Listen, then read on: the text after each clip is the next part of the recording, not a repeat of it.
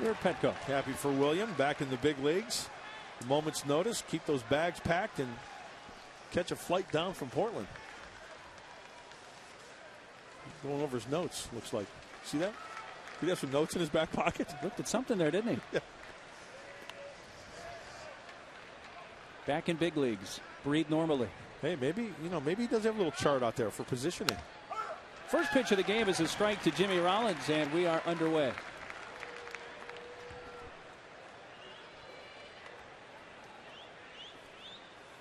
.66 degrees at game time tonight. As Rollins fouls it back, and he's in the hole, 0-2. Yeah, Rollins is a switch hitter. Victorino is a switch hitter that Bud was alluding to. Then 4 lefties: Utley, Howard, Ibanez, and Dobbs. That one misses inside, a ball and 2 strikes.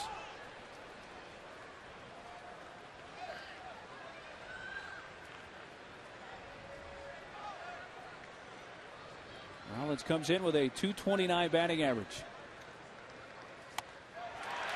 And a strikeout begins the game.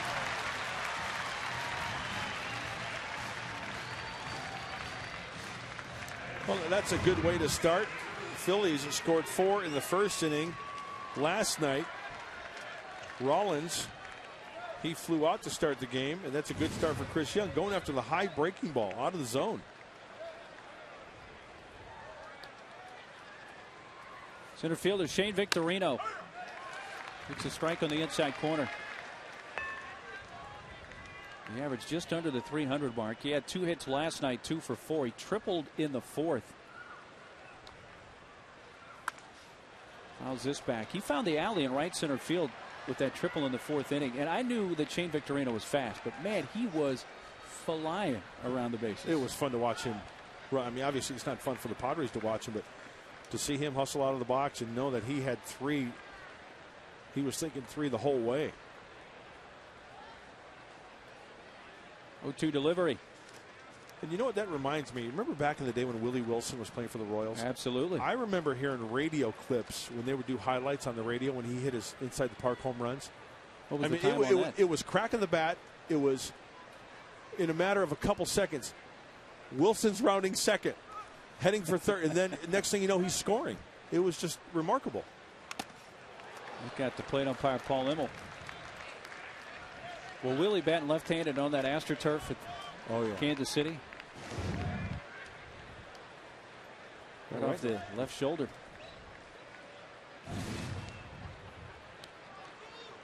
Plate umpire Paul Immel.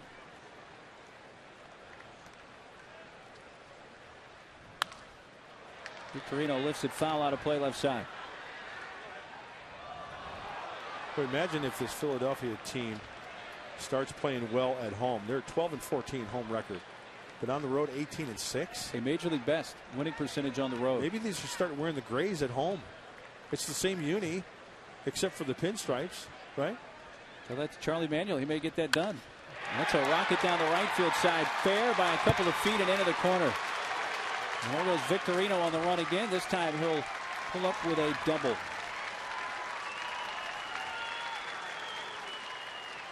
We talk about the power of this Philadelphia team and Utley and Howard, Ibanez, but when you look at 1-2 and you look at Victorino, if Rollins doesn't get on, it's a good looking swing from Shane. That ball was laced into the right field corner.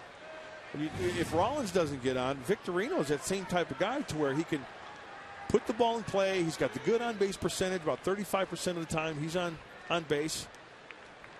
So after the strikeout, just like that, a runner in scoring position.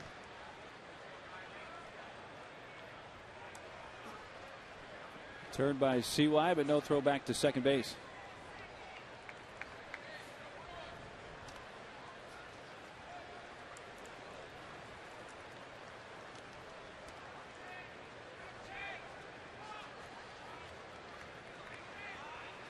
Second baseman Chase Utley takes a high strike. Utley, just like Victorino, comes in tonight hitting .299. .438 on base percentage for Utley. And he hit his 12th home run of the season here on Monday night.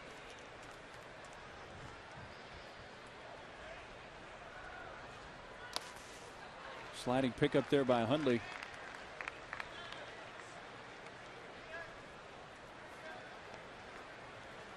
Start number 12 for Chris Young. And again, the numbers have been very good here at Petco Park. 4-0 in his 5 starts here at Petco.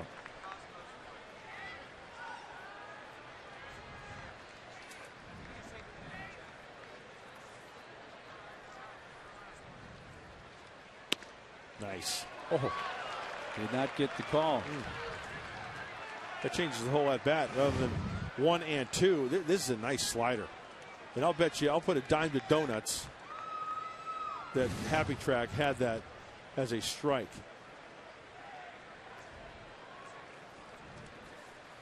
So instead of 1 and 2, a 2-ball 1-strike count on Utley.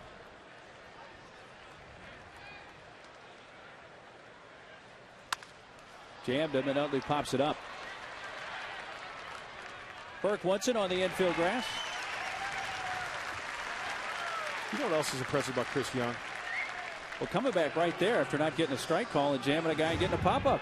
Perfect example, and you took the words right out of my mouth, Mark Neely. Look, he could have gone 1 and 2. He didn't gripe. He didn't, show any emotion. Okay, he got squeezed a little bit. Well, as a big league pitcher, as a professional, you've got to make a pitch to the next pitch, because this lineup, if you make a mistake and you worry about your last pitch, you're going to get burned. That's a big pitch, a big out for Chris.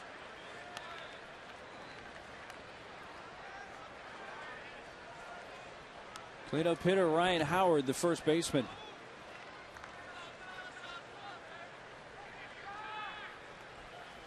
With 15 home runs, 5th most in the National League. We have the 2 top home run hitters in the major leagues on display tonight, Adrian Gonzalez and Raul Ibanez, who's on deck now. And 3 of the top 5 in the National League when you throw in Ryan Howard. There's Ibanez, who hit 2 out of the yard last night. Now to play left side, a ball and a strike.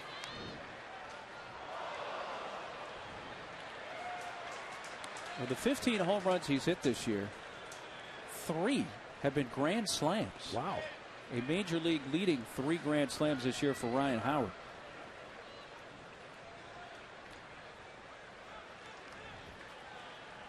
CY's 1-1. Way high, and Hundley will pop up for that to keep it from going to the screen.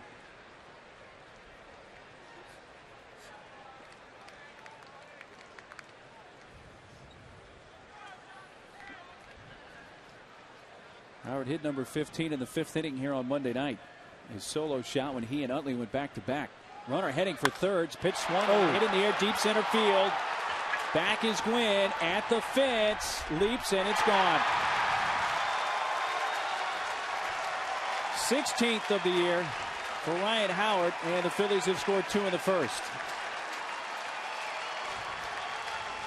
Gosh, he's strong.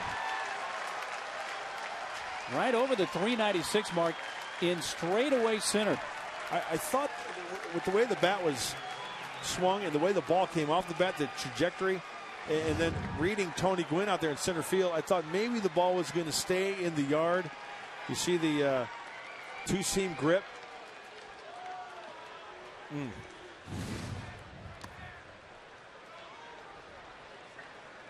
6 home runs for the Phillies now in this series. And the second for Ryan Howard.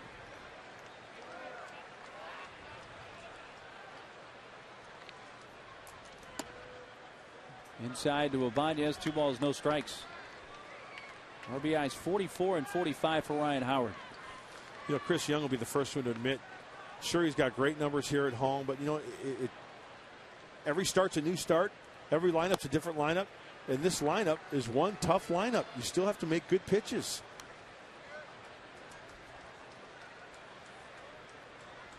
Boy, it must be fun for Charlie Manuel to come to the ballpark every day and fill out a lineup. He knows offensively. He's got the horses. Yeah. Strike on the inside corner, 3-1. And when you look at that pitch again that Howard hit out straightaway center field, it was up, it was out over the plate. It got him extended. And there's going to be times that Ryan Howard swings through those or pops them up. Yeah, you know what you get with Ryan Howard, but you're also going to get 400-plus foot home runs. Exactly. at a pretty consistent rate.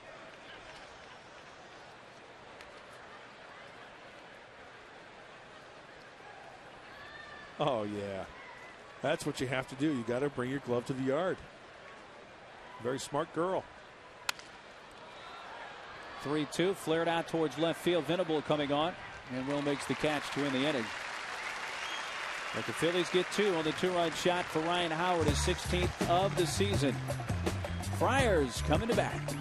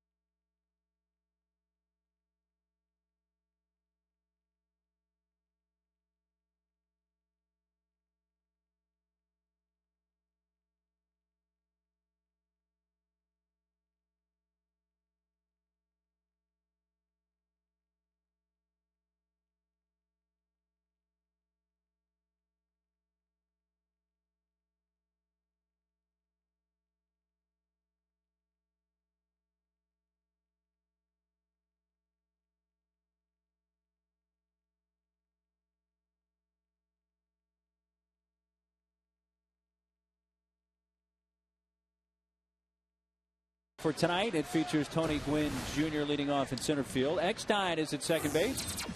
Adrian Gonzalez batting third. Then Kuz in the cleanup spot. Giles, Hundley, Will Venable, Burke the shortstop, and CY the pitcher batting ninth. Tony comes in with a 5-game hitting streak. And the pitcher, J.A. Happ. J.A. Happ, he was one of those guys in the Phillies spring training camp that was going for the number 5 spot in the rotation.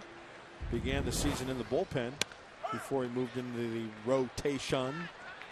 This is his third start. A fastball changeup and a curveball. Throws about 92. Pretty good control from the lefty.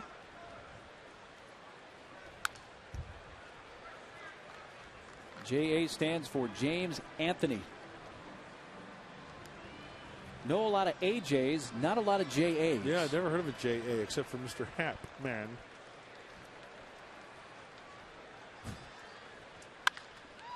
Off of Happ, and it trickles out to Utley, who picks it up and throws out Tony by a step and a half.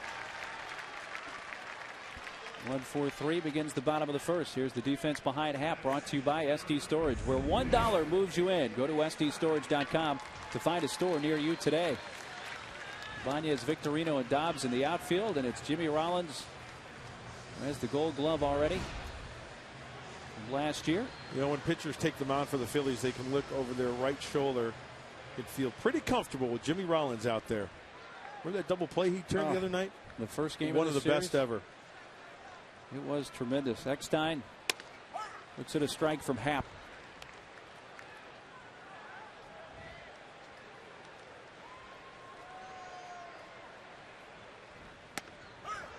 And quickly 0-2.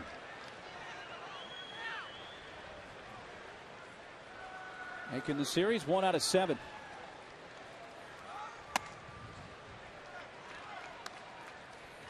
Well, it's tough to play catch up against this Philadelphia Philly team with their offense. And they've got the best defense in the National League. Popped up to Utley. Yeah, they lead the major leagues with a .991 fielding percentage.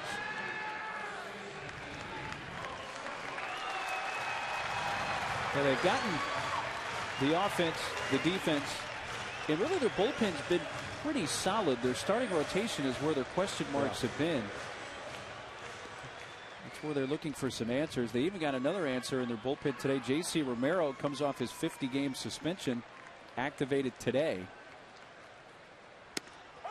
He tested positive for a banned substance in the offseason. So this is game number 51 for Charlie Manuel's Phillies. So Romero activated as of today, June 3rd. Adrian behind in the count, 0-2. One thing for sure, J.A. Happ works quickly.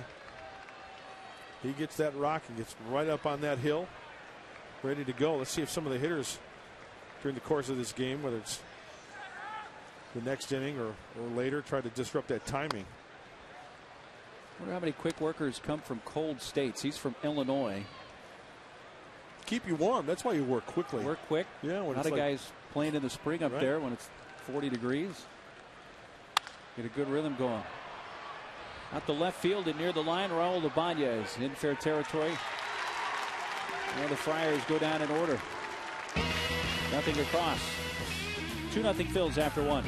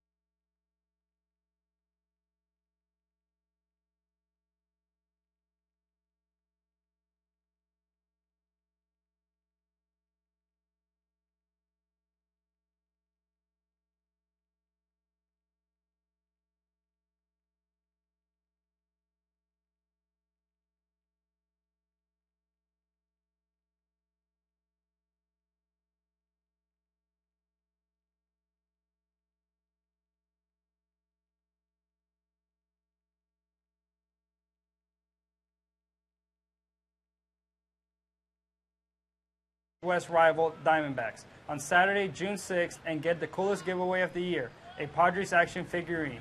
Get your collectible 8-inch vinyl Adrian Gonzalez action figurine presented by Chase. So we actually have the measurements now. Really?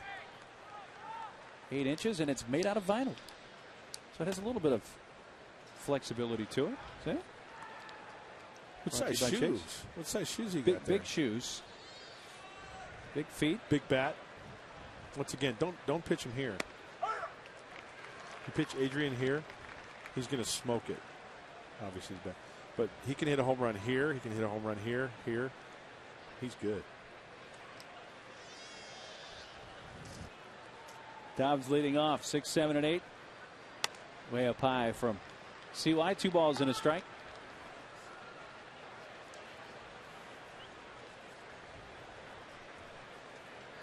Dobbs with a home run here last night in the 5th inning, his 2nd of the season.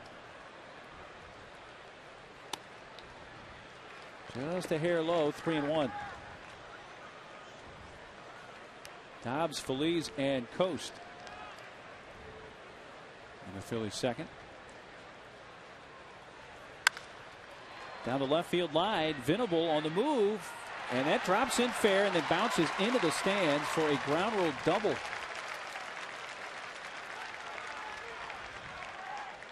Got to have a serious spin on the ball to do that. And for Dobbs, his 2nd 2-base hit of the season. Oh, did that kick up chalk? Let's take a look. No, just inside the chalk line. You know, that may have been one of those balls where, thank goodness it goes into the stands, because if that hits the padding and William is going over towards it and it scoots by him, it could be another base possibly. Pinballs around for a while.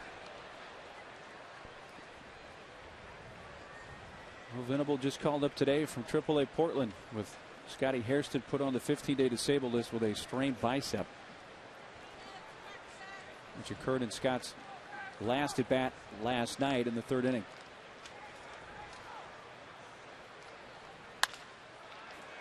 That'll move the runner along. Eckstein throws out Felice. And Dobbs over to 3rd. Well, last night, while at the plate, Hairston fouled that off, and you see him grabbing that left bicep. And then after the at-bat, talking with Bud Black. And Scott immediately came out of the game, and today placed on the 15-day disabled list. Yeah, talked to Scotty today. He said the pitch was kind of out and away, and he kind of had to extend. If you look at that swing when he extends, starts his swing and then tries to kind of reach out a little bit, and that's where he strained it. And kind of roll, when you roll, extend, and then roll. And then you saw him grimace a little bit. So he said hopefully it takes, 15 days and not any longer to get that straightened out. That's tough. The outside corner to Chris Coast. Just bad timing. Guy swinging a hot bat. Very hot bat.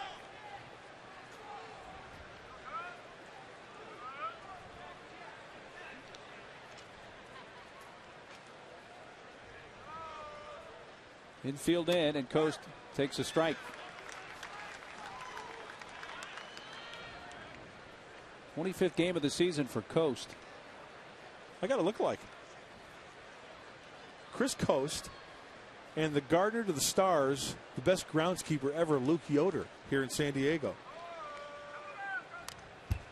I could see some Luke in that. Yeah. Right there, when he looks straight ahead, that's Luke Yoder.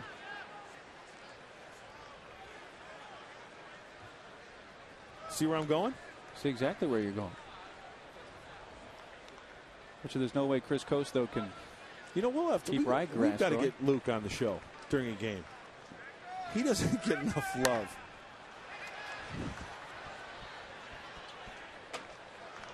The spectacular job he does on this field. He's the best. Just look at this field. Immaculate night after night. Yep. He and his crew do a great job. Horticulture, chinch bugs, manganese. A lot of people don't even know what that is. You lost me after horticulture. 3-2. Well, Chris has got to really work down here with the infield in, trying to hold that runner at third base. Remember, Chris Young has a tendency sometimes to pitch up in the zone. Coast trying to elevate something to the outfield.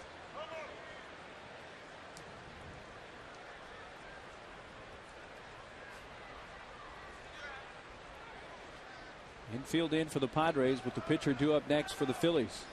3-2 to Coast. And he walked him.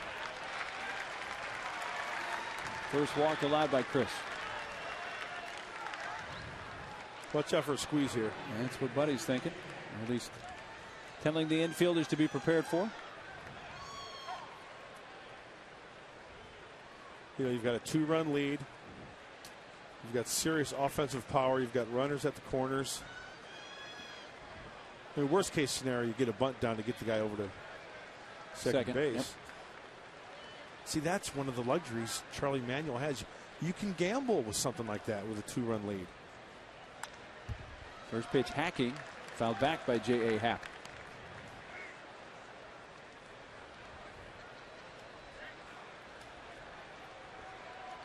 Runners at the corners, 1 out. Dobbs led off the inning with a double.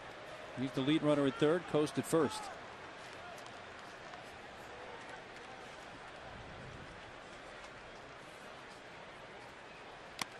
Right to the miss by Happ. So he's up there swinging.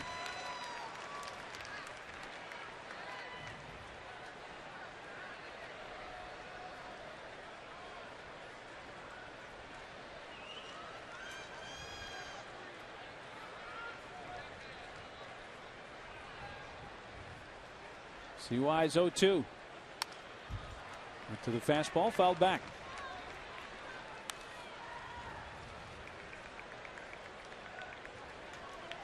J.A. Happ, he is 6 feet 6 inches tall. We have CY who's 6'10". Two starting pitchers with a lot of height tonight. Yeah. Check swing. Oh, believe it. Plate umpire Paul Lindell says he went around, and it's strike 3.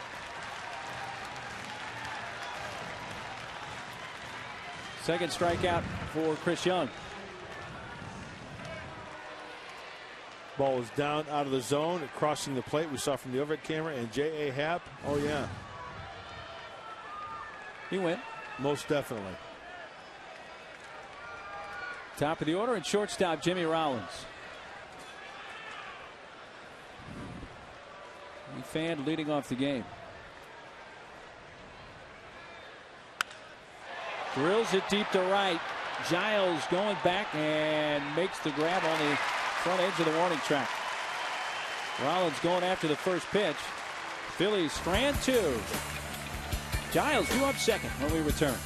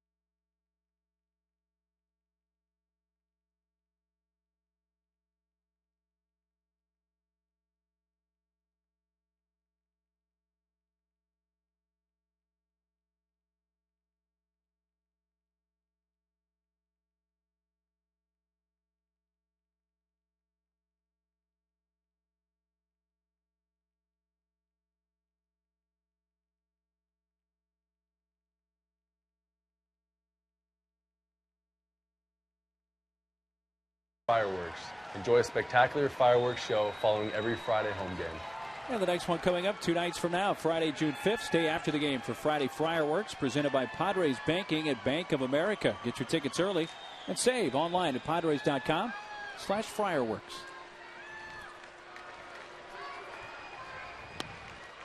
Kuz leading off and takes inside.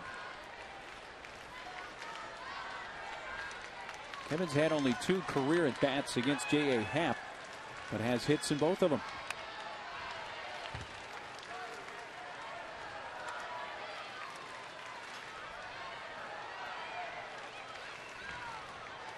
Two 2-0 Phillies on a 2-run home run to center in the first from Ryan Howard.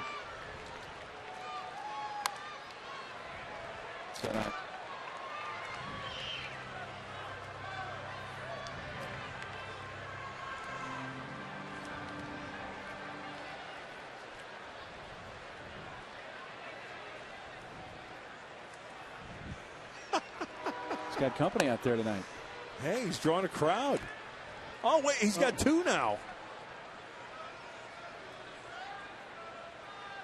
Did he have 2 followers out there the other night, too? I think he did a few nights ago. That's the right center field and down for a base hit in front of Dobbs. For San Diego base hit, a leadoff second inning single for Kevin Kuzminoff.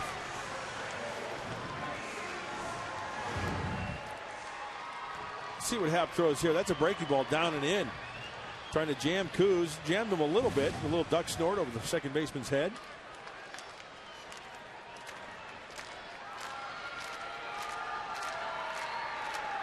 Tying run at the plate, and Brian Giles who fouls it back.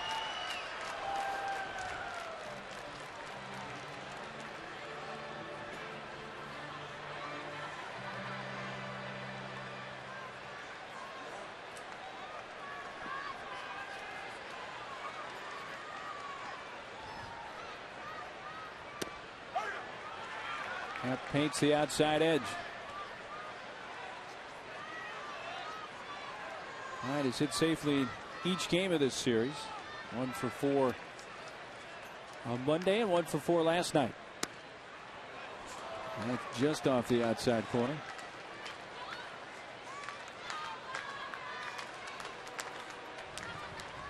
Phillies have won the first 2 games here. 5-3 on Monday. Last night 10-5.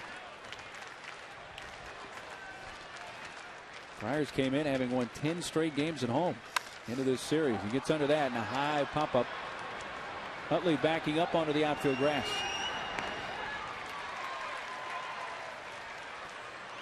One away.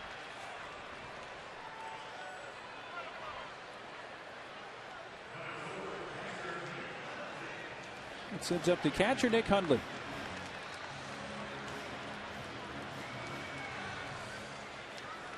Nick getting the night off last night with Blanco catching. You know, after that base hit by Kevin Kuzminoff, it was a breaking ball down and in. Let's see if he goes after Hundley the same way, trying to get that grounder on the left side with Happ being left-handed. There it is, right there. If he throws it in that one little area to where it's contact available for the hitter, the left side of the infield is going to be really busy. Feliz, Rollins, they're going to be getting a heavy dose of ground balls. Jimmy Rollins indicating to Utley what the pitch is going to be. And a rocket into left center is a base hit for Hundley. Kuz will stop at second base. So Nick singles, and it's 2 on 1 out in the San Diego second. Good stroke there by Nick. It looked like maybe a changeup up and away. He left it up. Catching it out in front. Happ's going to get the fastball about 92 or so. That's what he'll max out at. Probably 90, 91 consistently.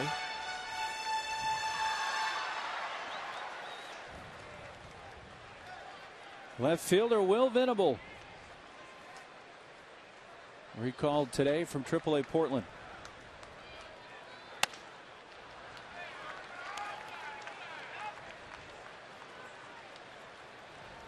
Harrison placed on the disabled list today. That warranted the move.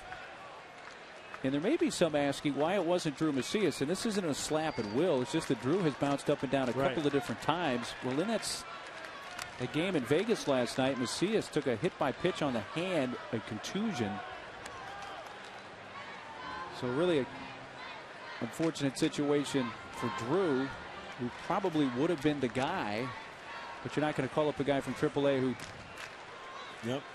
just suffered an injury, however minor it may be. You need somebody as close to 100% as possible, and Will's the next guy in line, and here he is.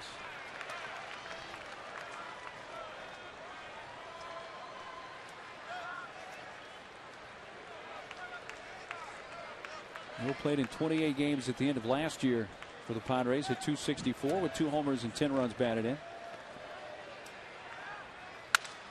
Breaks his bat and pops it up out of the shallow center field. Victorino racing in and gets to the spot to make the catch. Great communication there. Victorino coming in. Utley just peeled off.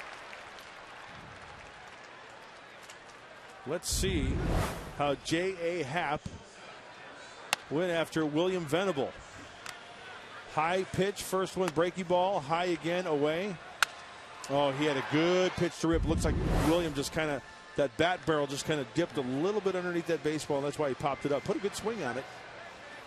I'm sure that, you know, Williams been in the big leagues before, a little bit last year. Still has the jitters a little bit, first at bat.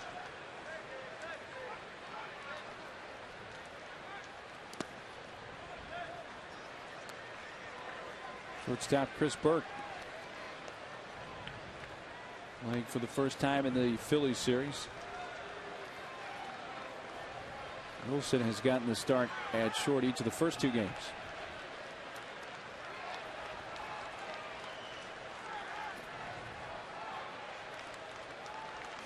J.A. Happ has held opposing hitters to an .080 average with runners in scoring position.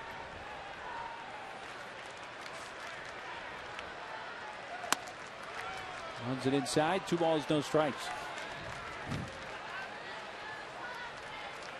Happ got Venable In that situation, runner in scoring position, now facing Burke. Same situation with 2 down.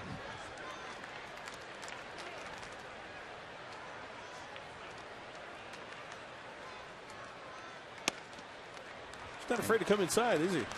And with the pitcher on deck, has not thrown Burke a strike.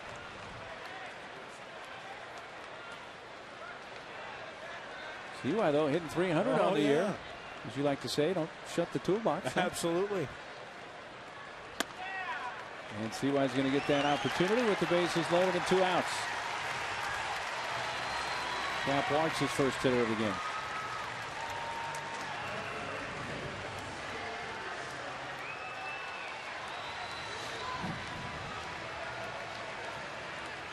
Bases full of Padres. I can picture Chris Young going the opposite way, splitting that right center field gap. You know, they're playing kind of shallow. You know what? Chris Young can put a bolt in one now. To right center field. Victorino on the move. It Dobbs in. Oh, he makes the catch. Dobbs barely able to get there. That would have cleared the bases. Dobbs, who was playing shallow, another half step, and he doesn't get there. Dobbs robbing the Friars of at least 2.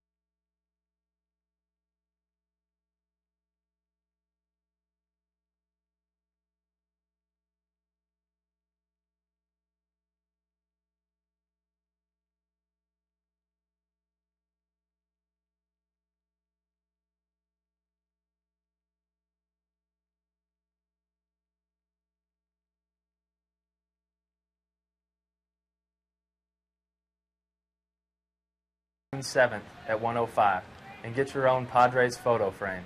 All kids 14 and younger receive a Padres photo frame presented by Macy's, and get your tickets early and save at Padres.com. Mud's picture still on ours here. Let me get it a little bit closer. My baby picture. My mom sent that to me. 1963. I was 6 months old. You had a little bit of hair? Yeah. And I was a Friar fan even back then. Go Pods. Yeah. When they were in the PCL. I don't think they're going to play CY as shallow in right center when he comes up next time. You know what? How sweet would that have been if that would have dropped in? At least 2, probably 3 runs right there. Absolutely. The runner's going on contact.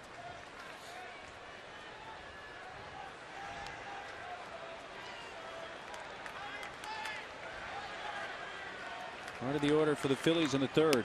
Still a 2-0 Philadelphia lead thanks to that defensive play by Dobbs. Victorino doubled and scored in the 1st on the home run by Ryan Howard.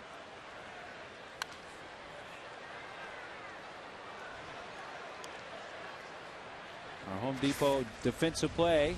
Home Depot more saving, more doing. He likes to go to right center, CY. And Dobbs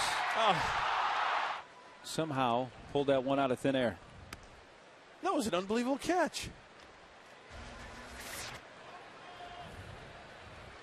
Somebody called the cops. That was highway robbery. It was. 2-1 delivery. Victorino chops it towards short. Burt, it's the big hop. Goes low but out. One away in the Phillies' third.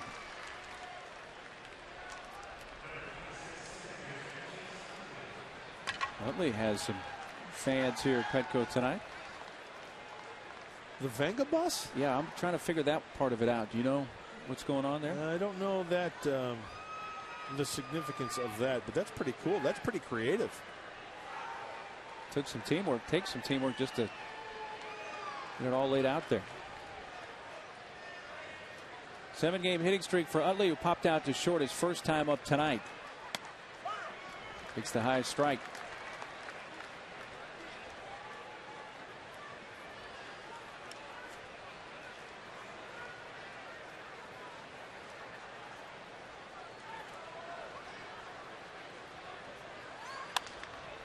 Pops it up left side. And Burke again, this time squeezes it to get the put out for out number 2. And I guess the bus can head back to the garage till the next time Utley comes up.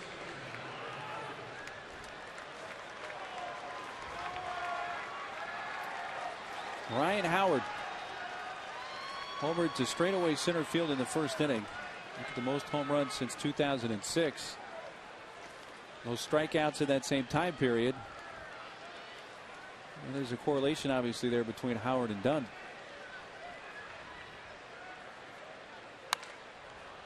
Fouls that out of play left side.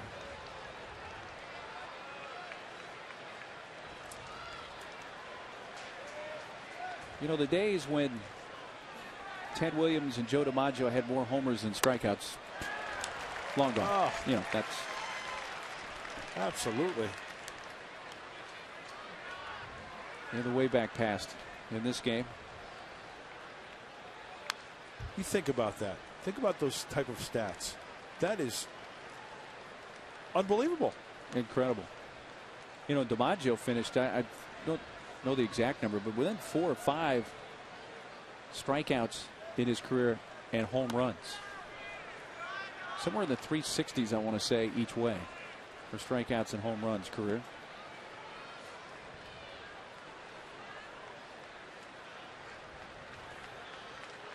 Ryan Howard's home run in the first inning tonight is 16th. Takes the breaking ball, strike 3. And that strikeout is 64th of the season. That's strikeout number 3 of the night for CY.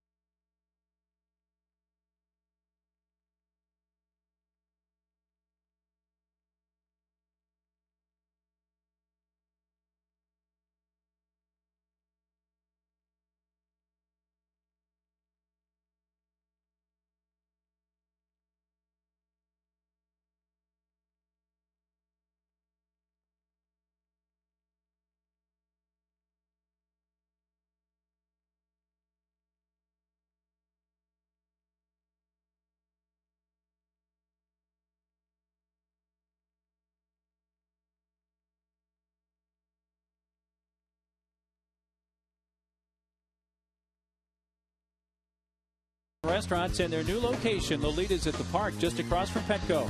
By MTS. Save gas, save money. Ride MTS to Petco Park. For more information, log on to www.sdmts.com. And by Ron Baker Chevrolet, your home for the Silverado Superstore. Home half of the third, 2-0 Phillies on this terrific night in San Diego. Top of the order, and Tony Gwynn fouls the first pitch off.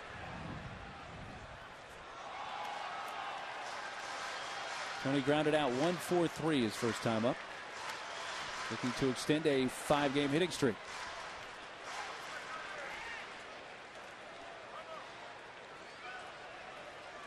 Tony given time.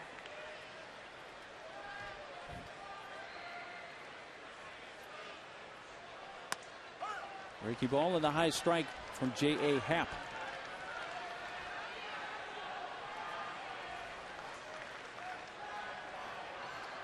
Win Eckstein and Adrian in the San Diego third.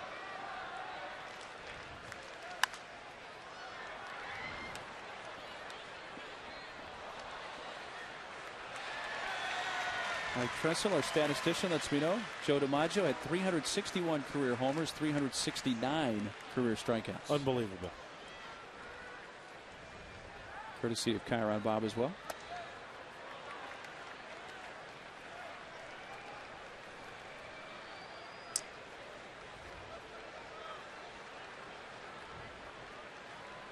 A 1-2.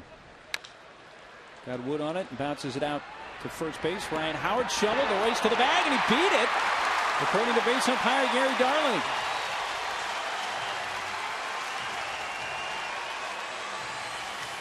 Tony wins the race with Happ, and the leadoff man is on in the San Diego third. You know, you could see that play develop as soon as Ryan Howard played that last hop. Oh, he was out. Yeah, I think he was. Tony Gwynn caught a break. Padres caught a break.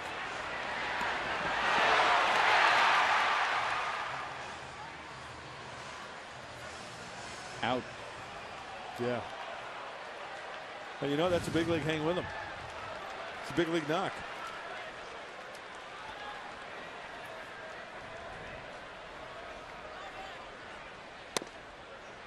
Eckstein takes it low.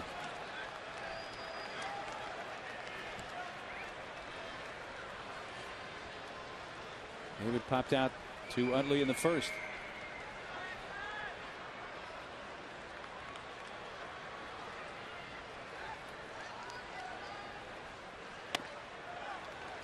Two and nothing.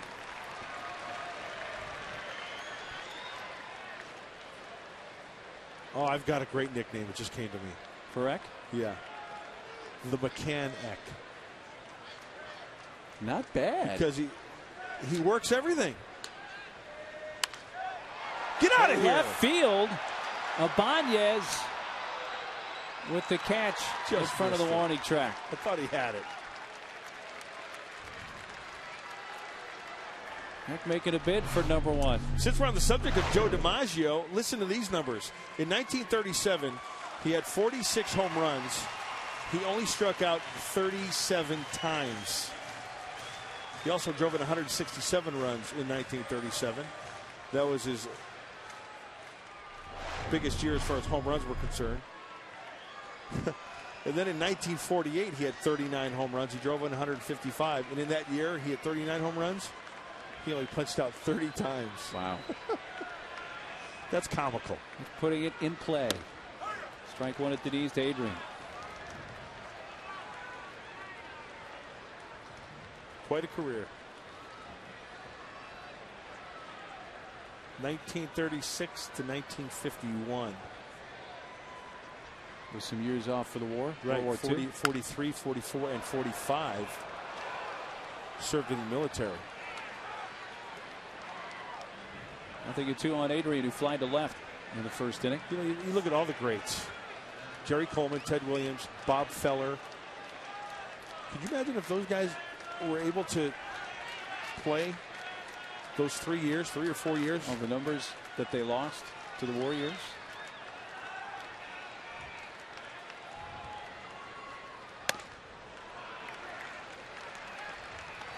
You know, Ted Williams better than 500 career home runs, losing years to the war. Bob Feller, strikeout numbers gone to the war, but none of them ever complained. Nope. Saw it as their duty. Ooh, pretty good pitch.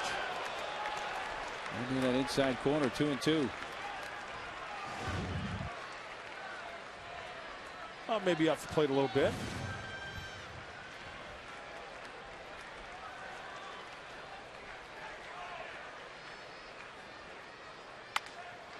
He jammed him, and it's popped up behind third, backing up Feliz onto the outfield grass.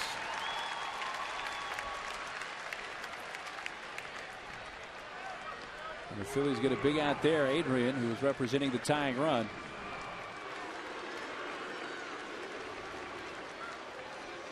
Two outs for Coos.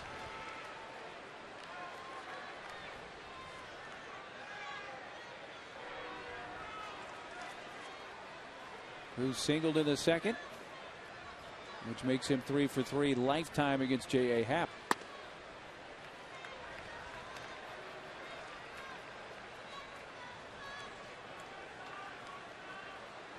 Two-run home run from Ryan Howard in the first. The game's 2 runs.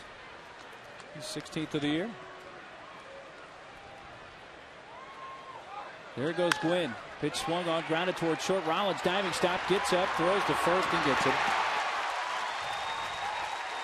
Jimmy Rollins gunning down Kuzminov to win the inning.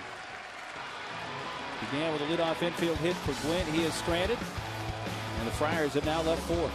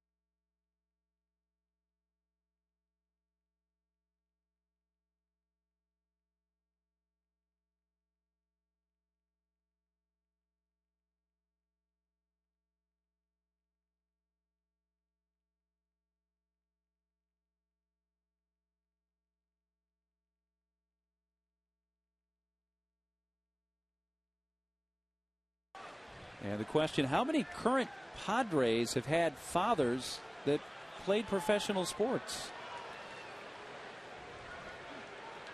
Ponder that one for a while. That's a good question. We'll see with Father's Day approaching.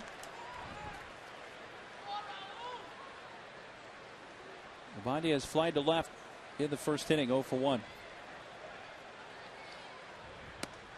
We've got a proud father working the high home camera. John Bodecker, it's his son's 16th birthday. Happy birthday to Jeffrey Bodecker, who's at home watching the Friars on Channel 4. You know, you got to get the wake-up stick out once in a while to have his dad get on that camera because he falls asleep quite a bit. Well, he's actually awake right now. He's conscious. Hey, Bo. Are you allowed to sit? I don't know. When you're manning the camera? I thought that was a standing job. Well,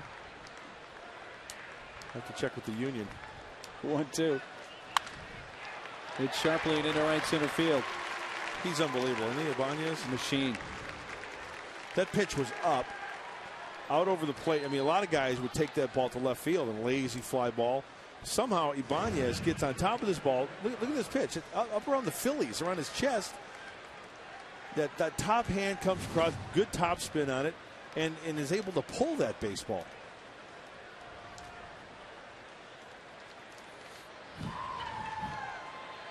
It is a string of 5 in a row retired by Chris Young.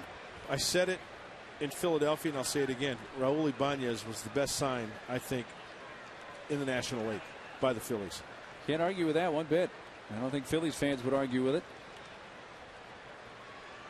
All you have to do is look at his numbers. Hitting better than .340 with 19 homers. Leading the National League in RBIs.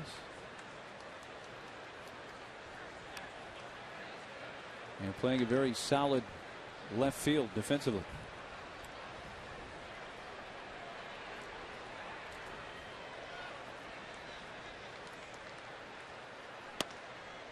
Now low to Dobbs, who doubled in the second, but last night took Perdomo out of the ballpark to right field in the 5th inning. The second of the season. Don't forget about the defensive play he made tonight in the second. The catch of Chris Young's drive to right center field that saved at least 2 if not 3 runs. There goes the runner Ibanez, and that's dropped into left center. Ibanez picks up the baseball. Venable slipped a little bit as he thought about a throw to third base. Now the throw goes into second, and the Phillies have runners at the corners with nobody out.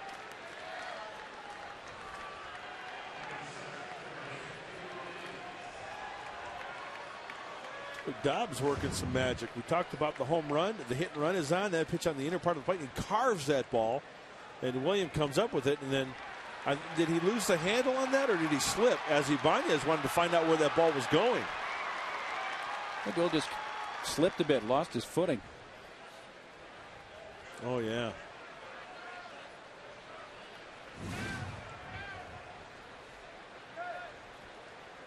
Third baseman Pedro Feliz hacks at one in the dirt.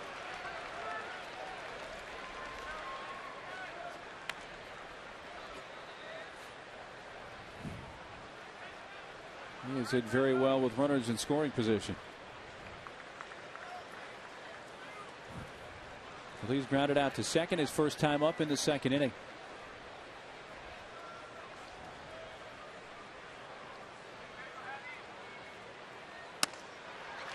Nothing in 2.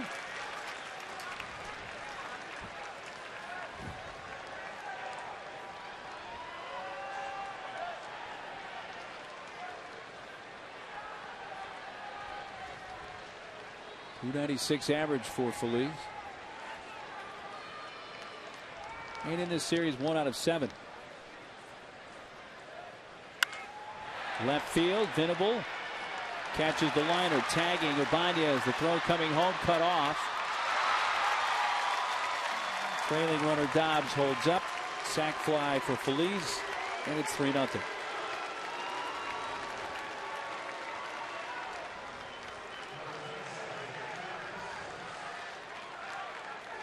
.28th RBI for Feliz. This ball was hit pretty well, and you know, for throwing flat-footed, that was a pretty decent throw from William Venable in left field. You know, he didn't have time to time that fly ball or that line drive and get behind it and get his momentum running in towards the infield. So, and pretty much right at him. Yeah. And to hold his ground. Chris Coast, the catcher, first to throw over to check on Dobbs.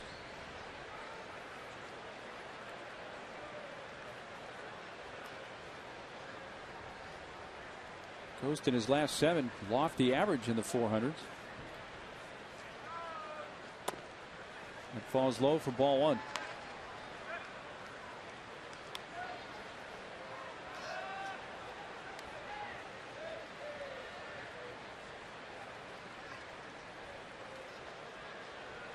Coast walked in the second.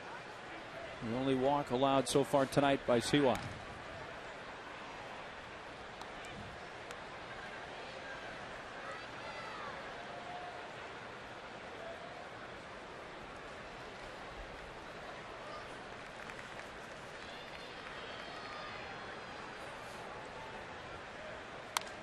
Fouled back.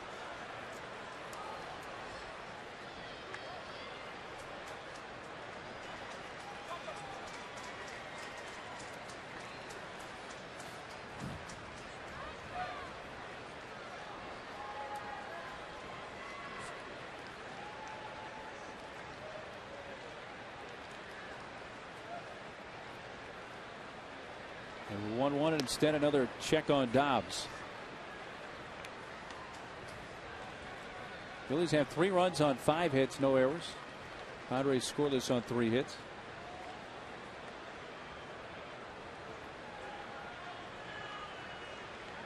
There goes Dobbs. And Hundley unable to come up with it cleanly. First stolen base of the season for Dobbs.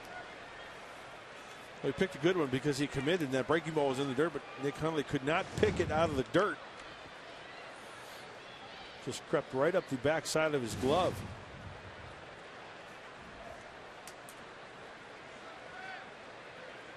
Phillies lead the National League in stolen base percentage.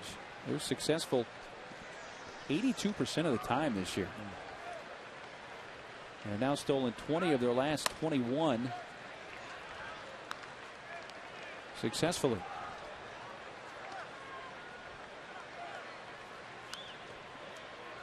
Phillies lead the major leagues in stolen base percentage. Successful steals.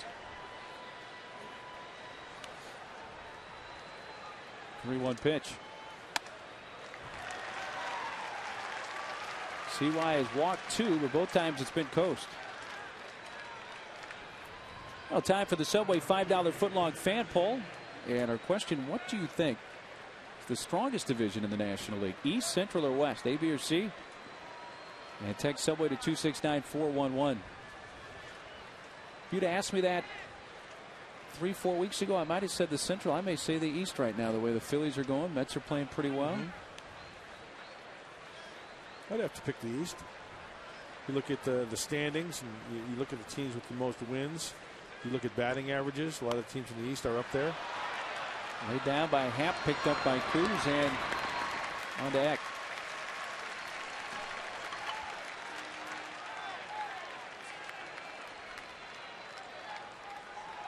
First sacrifice bunt of the season for J.A. Happ.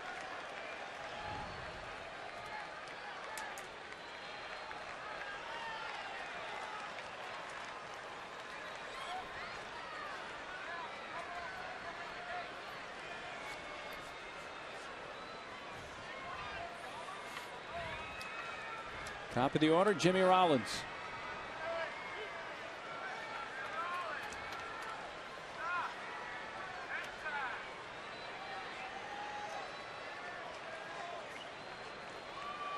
Young will go from the full windup.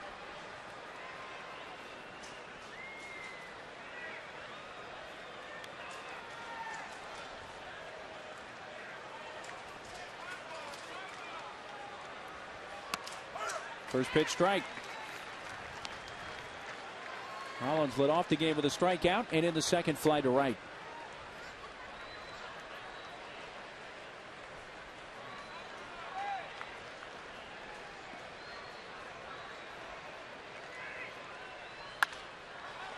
Lifted down the left field side. Kuz backing up. Burke coming over. Burke wants it and calls him off at the last moment and makes the catch in fair territory.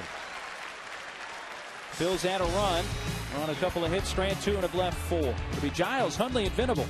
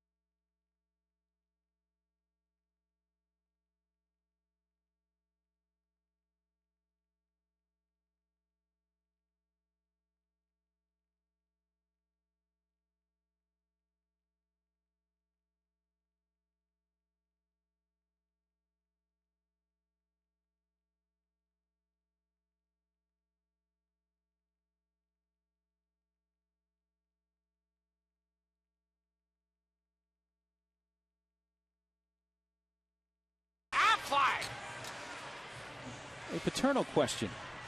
How many current Padres have had fathers that have played professional sports? And the answer is 4. You have the Gwynns, the Hairstons, Venables, and Kuzmanov. Kuz was the one you may have forgotten, folks. His dad played some pro football. Giles, first pitch swinging, bounces it out to Utley. 1 pitch, 1 out in the San Diego 4th.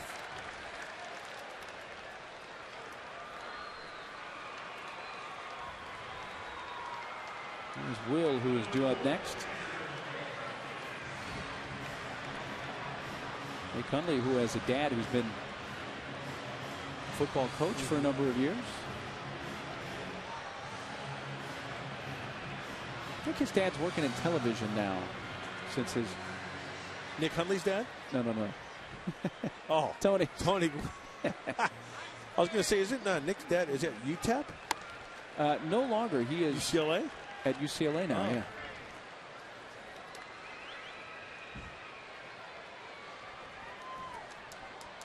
We'll have Tony Sr. with us when we go to LA next week. Yeah, well, LA suburb of Anaheim. Right. The LA Angels of Anaheim.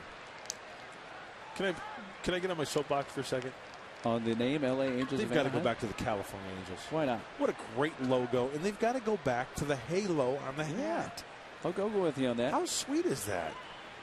Remember they had that silver halo stitched on their Navy hat with the red bill. How original is that? Great thing.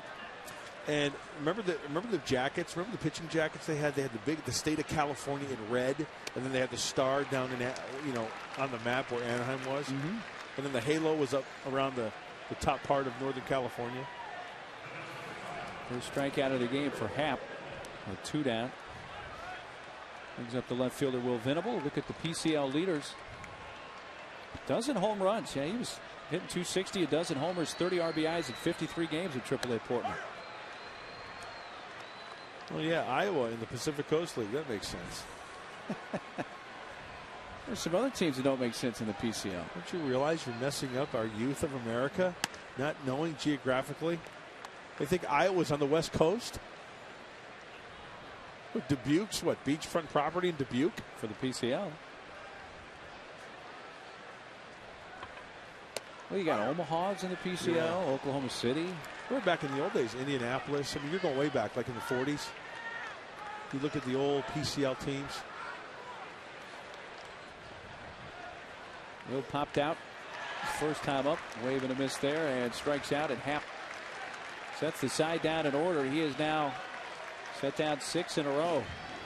We have finished 4 innings at Petco Park. Phillies 3, Padres nothing.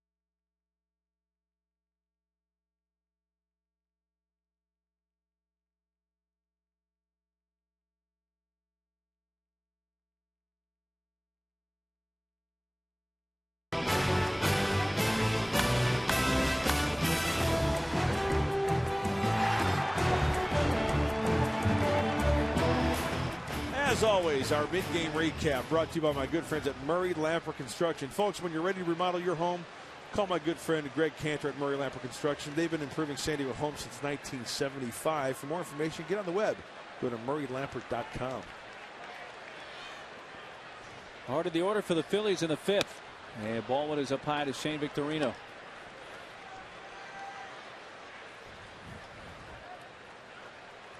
He doubled ahead of the Howard home run in the 1st, and in the 3rd grounded out to short.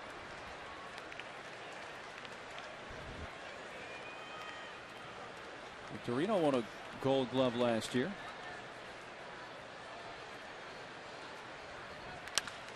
Puts it on the ground right at the second baseman, David Eckstein.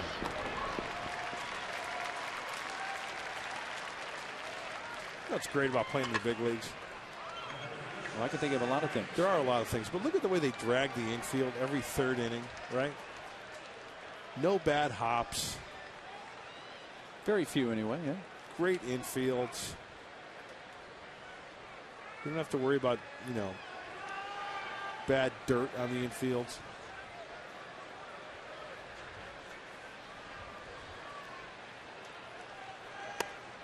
Ball went down low.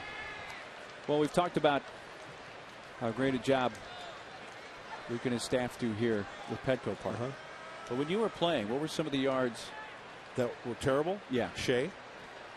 Wrigley's had a reputation. Wrigley right? was not good. Belted deep to right. If it's fair, it is out. Foul ball. Strike one.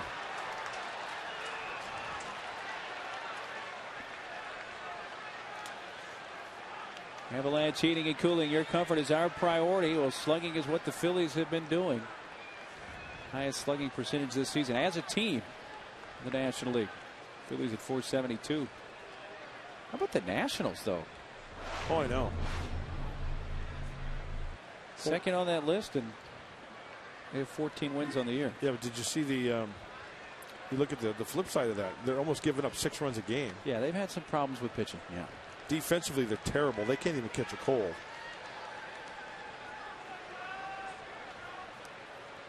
They've already got 50 errors. Ooh. That's basically averaging 1 a game. Yeah. That's not a good thing in the big leagues. 3-1 on Utley. He flirted with his 13th home run there a couple of pitches ago. First 2 times up, he's popped out to the shortstop Burke.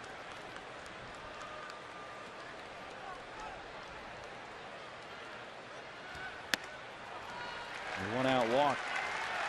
The 3rd allowed by Chris Young. That's going to bring up the cleanup hitter Ryan Howard. He gave the Phillies the early lead in the 1st inning. Taking it to straightaway center field over the 396 mark. He got extended. Up and away, fastball.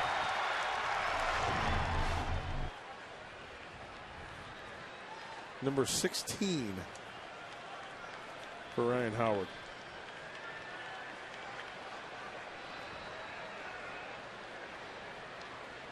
Homered in the 1st, struck out in the 3rd.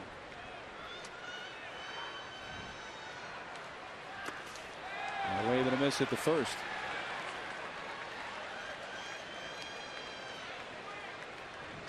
So his 16th home run of the year in the 1st inning. His 64th strikeout of the season in the 3rd.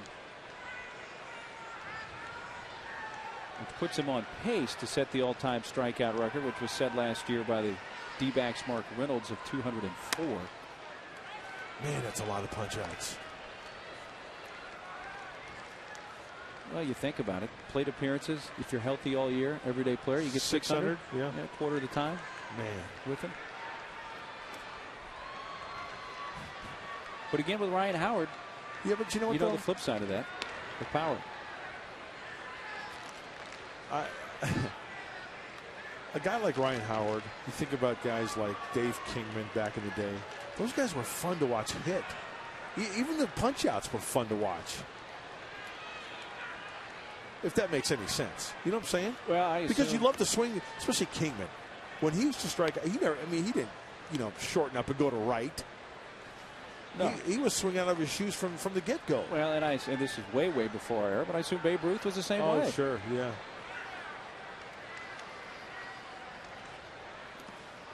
Blocked by Nick.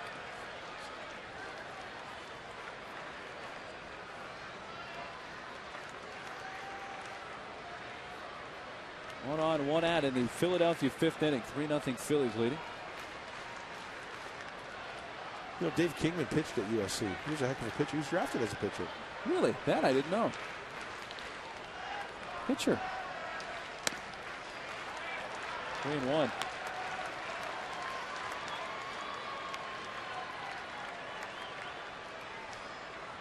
I know Stan Musial was drafted as a pitcher. Yeah.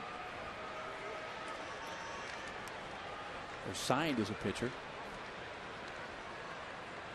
They're well before the draft. Yes. Striked all 3 and 2. Good pitch. Let's see if he comes back with that breaking ball inside. It is 3 and 2, but that's a perfect picture. A pitcher's pitch right at the knees on the outside corner. Ryan Howard has swung through a lot of breaking balls down and in.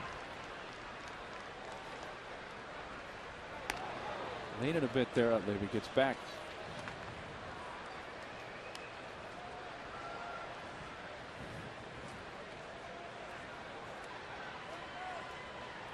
Full count, 1 out. See if Utley's on the move. Kind of got that look. There he goes. Line center field. Tony over to make the grab. Back to first goes Utley. Throw in that direction, cut off by Eckstein. Howard lines out, 2 gone. And CY will face Raul Ibanez. Well, speaking of the strikeouts, we mentioned Babe Ruth. Obviously, the most home runs he ever hit in a season was 60. Most strikeouts for Babe Ruth in a season. What do you think? Most strikeouts for Babe Ruth in a season. I'm going to say, and I have not looked. I'm going to say only like maybe 100 to 110. Line left field. Caught by Venable. 93. Wow.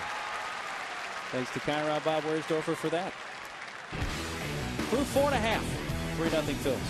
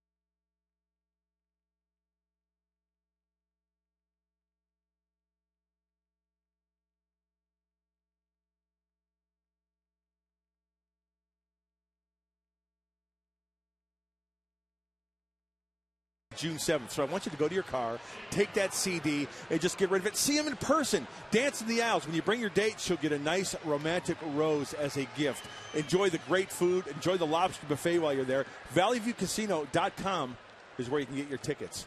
Hey, Lobster, let's work on that split finger. Get it? Nice claws on the Lobster. Oh, yeah. Great movement off that pitch. He stays on top of it well. Good split. Roger Craig teach him that? Mm-hmm. 8-9-1 for the Friars in the 5th. Burke walked to the 2nd. He leads off, and Happ buries one in the dirt. 1 ball, 1 strike. Burke, then Chris Young and Tony Gwynn. 3 runs, 5 hits for the Phillies. 0-3-0 for San Diego. At this point, the best scoring chance for the Friars came in the 2nd with the bases loaded. 2 outs, Chris Young. The drive to right center that Dobbs caught over the shoulder on the run. It would have been at least 2 if not 3 runs for San Diego had he not made that catch. Try call on the inner half. After I just got done saying that the outfield was playing shallow and Chris Young likes to go to right center field, he makes the catch of his career.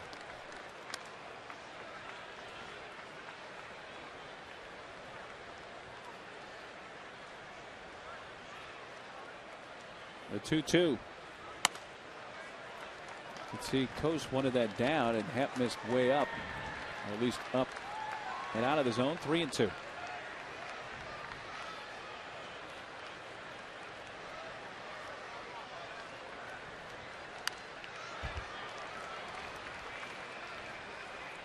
J.A. Happ has been almost Al Leiter-like. You know what I mean by that?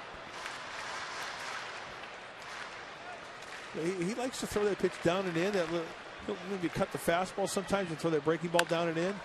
Sharp ground ball, diving stop. Feliz up and throws him out by a step.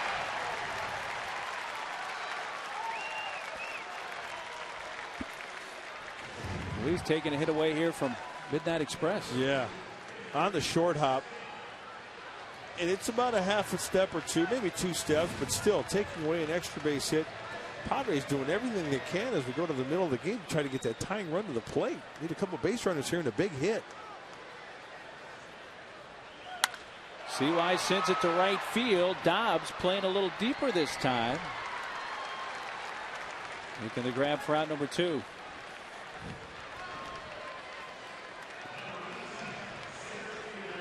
At the top of the order, and Tony Gwynn. Well, Ichiro Suzuki has extended his hitting streak to 28 games up in Seattle.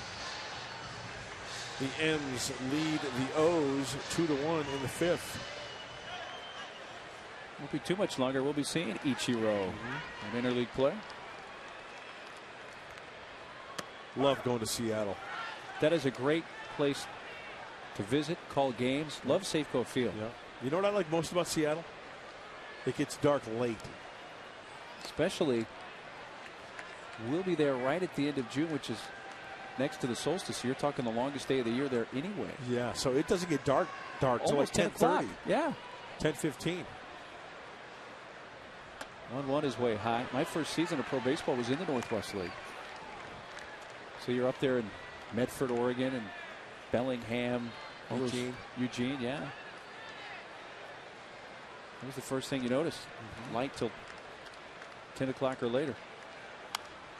Did you ever play up in Alaska? Never played in the Alaska League where they have the midnight game. Right.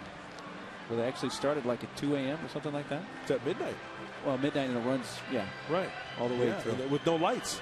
Yeah, exactly right. No lights. That's natural sun at 2 a.m., 3 a.m.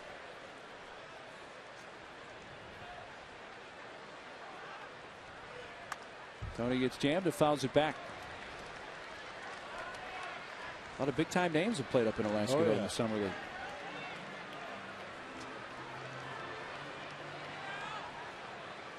Infield hit for Gwynn in the 3rd. And he's also grounded out. 2-2 from Happ. Full count.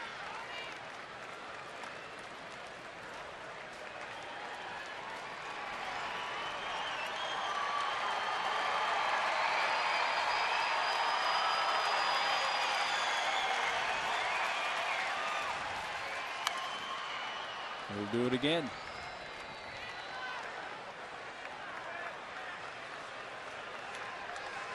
Tony playing in his 12th game as a Padre.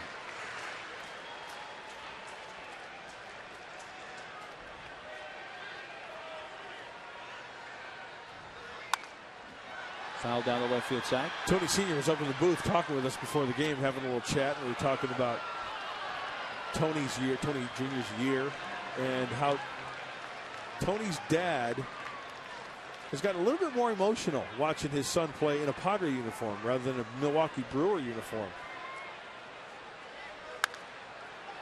In the air down the left field side. Feliz near the stands, reaches and makes the catch. Happ has retired 9 Friars hitters in a row.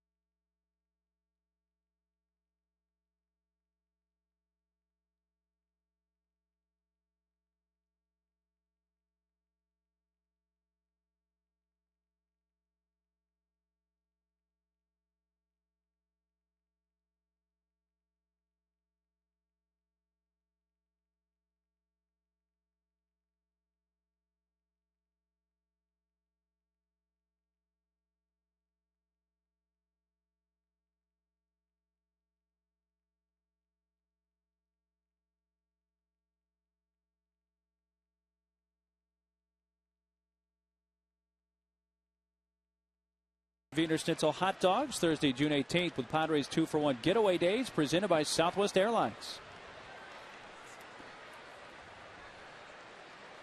The 6, 7, and 8 batters against CY here in the 6th inning. 3-0 Philadelphia. He scored 2 in the first on Ryan Howard's 16th homer of the year and added 1 more in the 4th on a Feliz sac fly. Dobbs 2 for 2. Doubled in the 2nd and singled in the 4th.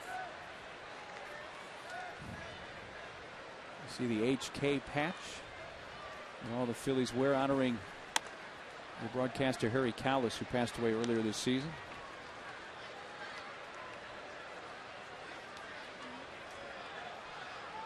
Harry got to call the final out of the Phillies World Championship over the Rays last year. That's in the air. Left center field. Wynn wants that and calls off Venable to make the catch. Well, the last out against the Rays at Citizens Bank Ballpark. You see Harry in the upper left-hand corner. Struck him out. The Philadelphia Phillies are 2008 World Champions of Baseball. Bram Lynn does it again and stays perfect for the 2008 season. That, by the way, is Chris Wheeler, the broadcast partner. With all the histrionics there when the Phillies wrapped it up and Harry got to make the call. Remember that game as a kid, Rock'em Sock'em Robots? Oh, yeah. Where you had the 2 robots in the ring. They'd punch each other and the head would pop up. Right. Yeah. That's what Wheels was doing. Feliz 0 for 1 with a sac fly. He takes a high strike.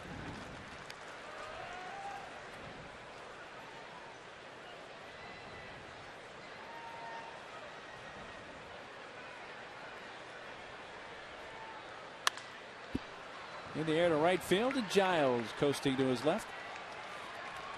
2 down. I'm going to miss those days when after a ball game, he used to sit around the dining area in Philadelphia and talk with Harry, and talk with all the announcers and tell the stories back in the day and talk about current players. That's what was fun.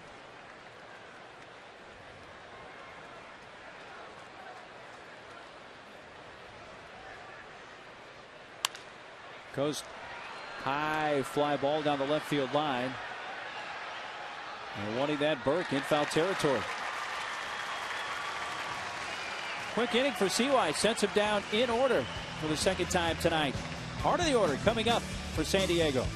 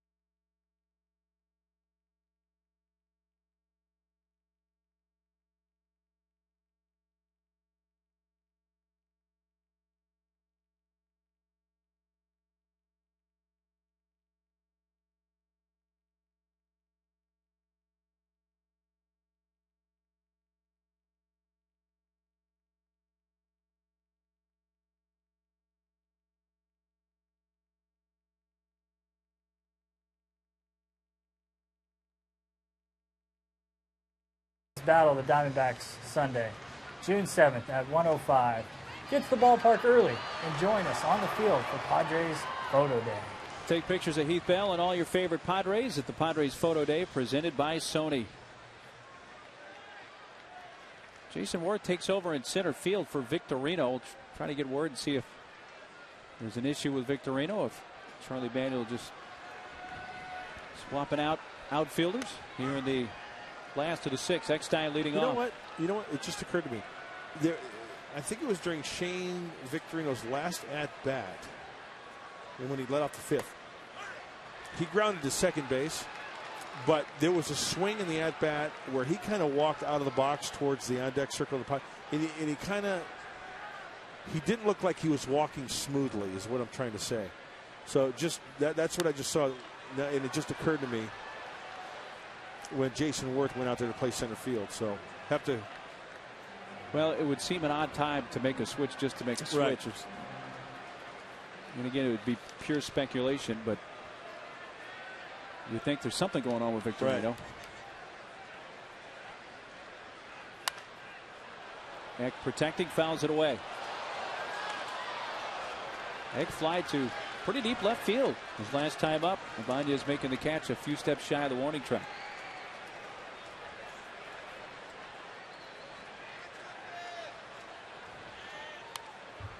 Still 0-2. Mechanic, huh? Yeah, what do you think? It's not bad. We've been getting quite a few recommendations. Because he can work it. He can fix it. He gets his hands dirty. He gets his uni dirty.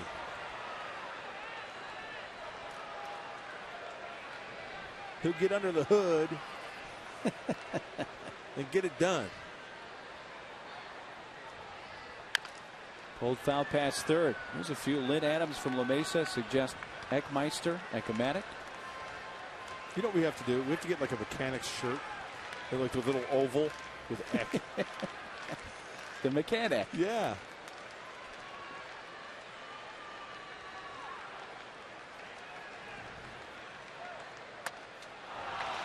Late swing and strikes out.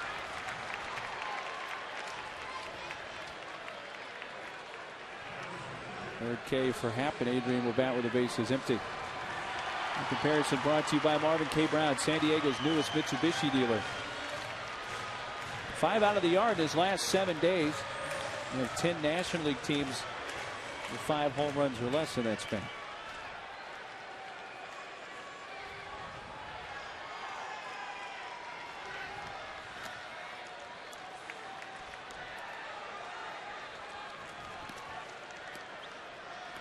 Kennedy is fly to left and popped out to third.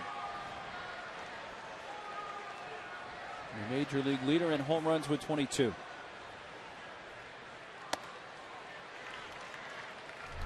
The 22 last night came in the 6th inning. Out to right, the short porch. That was 94 down and in.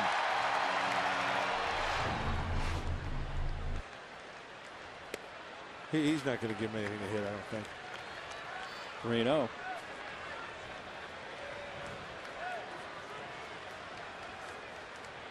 Adrian has walked 5 times so far in the series.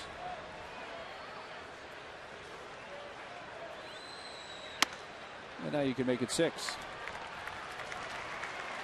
His first walk of the night.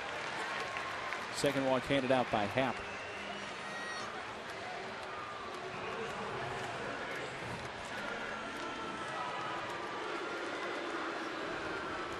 Who singled in the second and grounded to short in the third.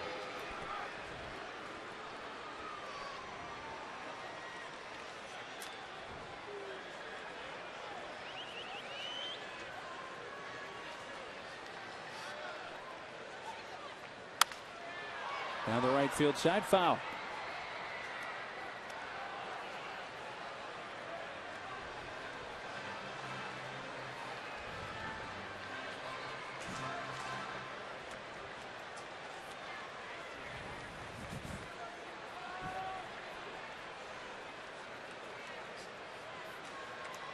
The 0-1 pitch. Strike 2 call.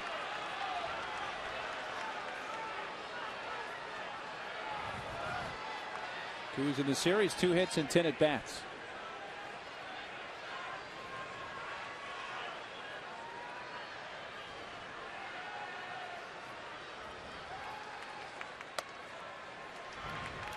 Chase 91 up and out of the zone.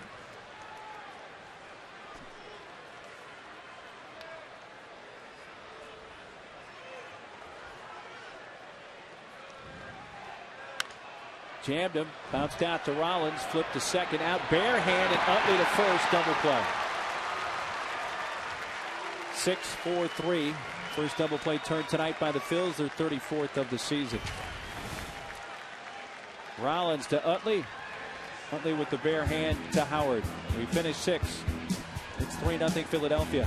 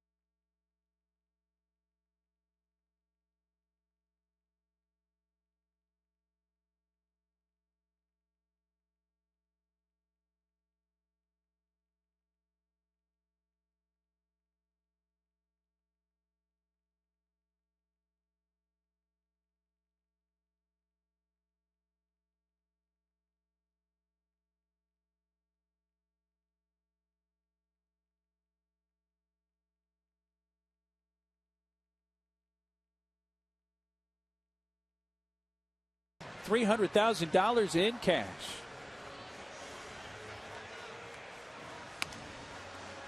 Into the top of the 7th inning. New pitcher now for San Diego's. In comes Greg Burke. Last time out for Greg Burke, it was against these Philadelphia Phillies a couple days ago.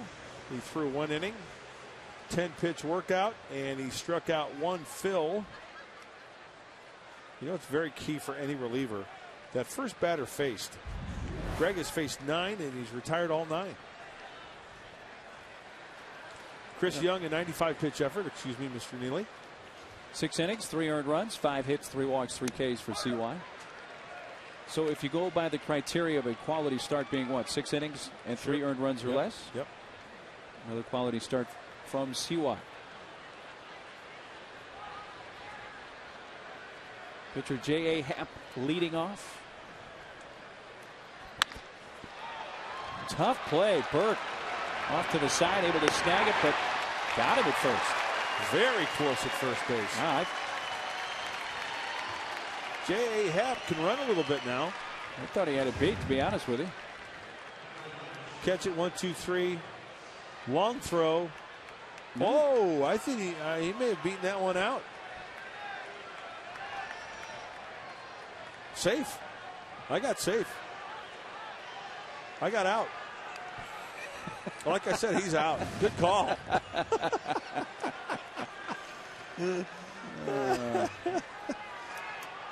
Nice play by Chris Burke, and a great call by Gary Darling over at first base.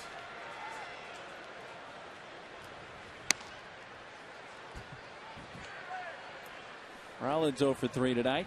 He's popped to short. Had in his last at bat and his fly to right and struck out.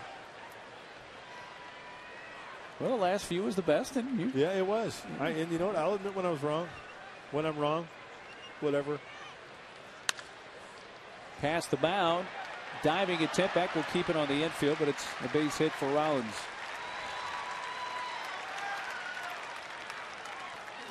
Now you can follow our own Jenny Kavnar on Twitter. She is tweeting from the press box tonight at every home game. Let's get Jenny to 750 followers by Saturday, and she'll give away a pair of tickets on the field level to this Sunday's game versus the Diamondbacks. Log on to Twitter now and find Jenny CH4.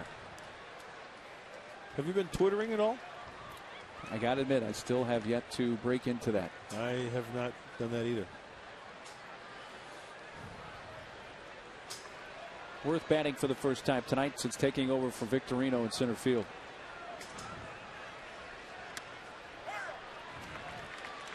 Check swing strike.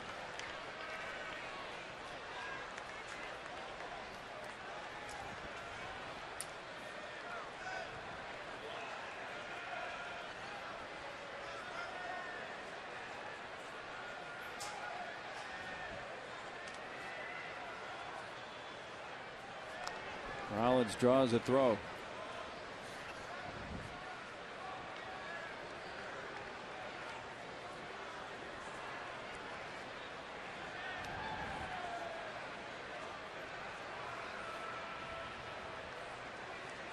Worth in the series 1 out of 7 with an RBI.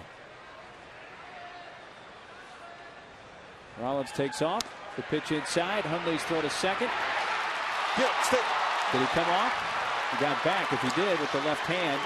And a steal for Rollins, his 10th. That's why sliding head first. That's why infielders, and David Eckstein, very smart player. That's why you always have to keep the tag applied to the runner in case he overslides the bag or transfers the hand. Oh, you see, he came up with to show the umpire that he had it. Swipe tag. Oh, if he would have kept it on him. Oh, he was off the bag. Did it look like he was off the bag? I think so, unless he had a finger on. Wow. A couple of fingers. Very close.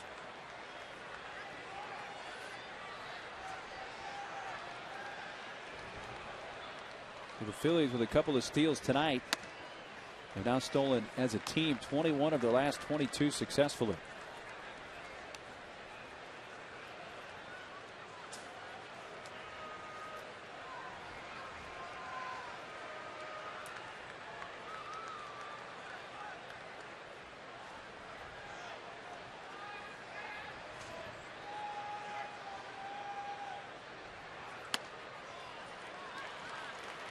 Three and one on Jason Worth.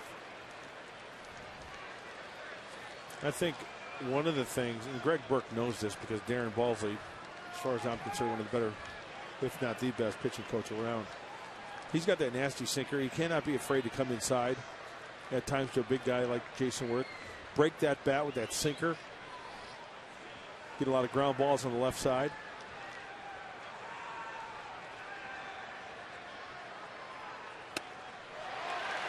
Swinging through it there, 3-2. Kind of an awkward swing from Worth on the 91-mile-an-hour fastball. Greg tried to bring that two-seamer back and a little bit of movement. You see a two-seam rotation.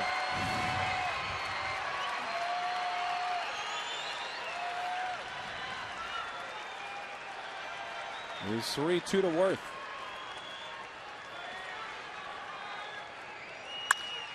Up the middle, past Chris Burke and into center, and Rollins around third will score. It's 4-0 Philadelphia.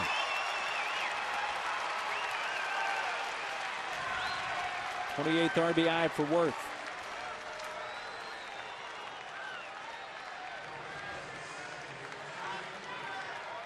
He tried to go out there one more time. It was a two-seamer. It was down.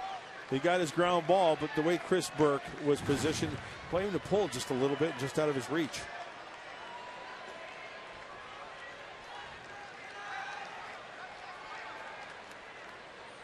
Second baseman Chase Utley popped out to short twice, but also walked once.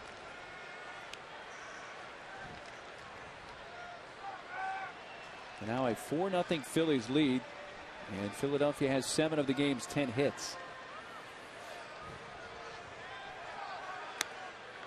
All one outside.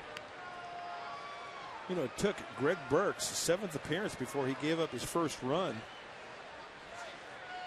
That was at Arizona. So he had a pretty darn good start out of the bullpen.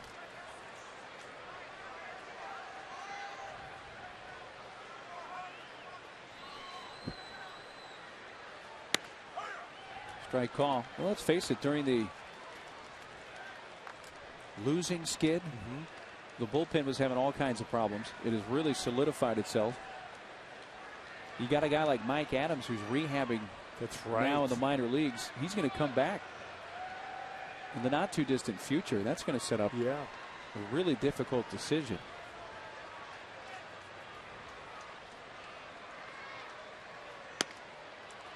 Off the outside corner. In fact, since May 15th, the bullpen's ERA is around 1.7. That's pretty darn good numbers. Collectively, they've been great. Yep. That's the best in Major League Baseball. That ERA since May 15th for the bullpen.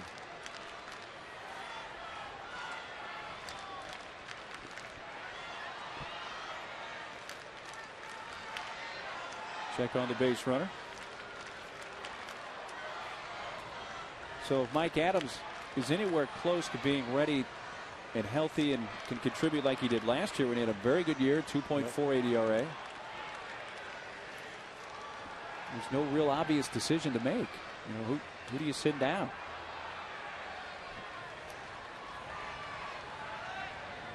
That's a bridge that they'll cross when they come to it at this point. In the air left field. Burt calling for this now. The left fielder drops it. Venable. And down to second goes Worth. Well, very late, Will tried to call off Burke. Ball found glove, but that'll be an error. Well, Chris Burke, he had his hand up and then he peels off, and that's just a good old-fashioned boot by William Venable. I don't know whether he heard footsteps or anticipated Burke not hearing him, but Chris clearly had it. He had his hand up. Outfielder coming in like that, you have the prerogative of calling him off because it's an easier play for you, being a left fielder.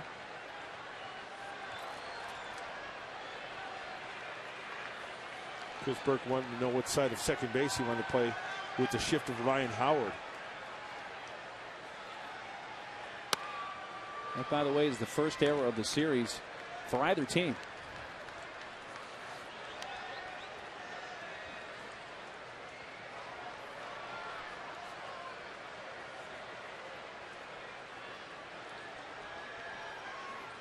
Howard has a 2-run homer in the first and has struck out in line to center since then. Big hack there. Which I guess is a bit redundant because very rarely does he get cheated.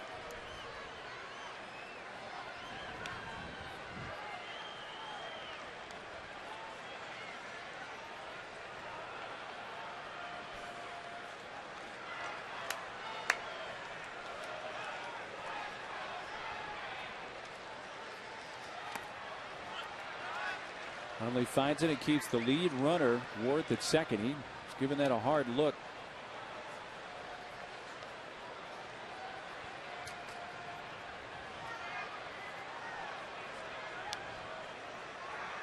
Infield shift.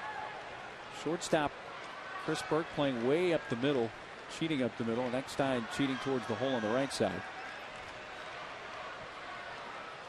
With the left-handed hitting Howard at the plate.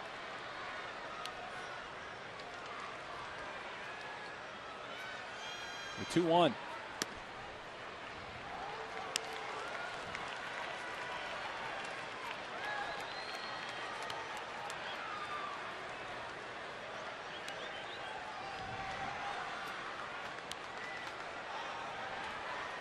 Anderson grabs a baseball in the Padres bullpen.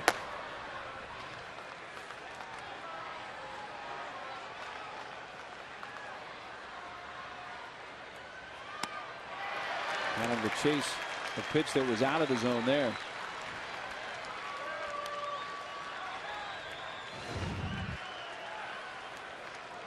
(3-1). That's a nasty sinker. A lot of movement away from the left-handed hitter. Yeah. Full count, 1 out.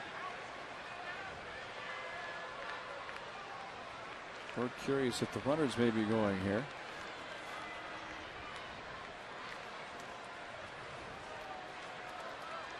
Pretty good speed on the bases in Worth and Utley.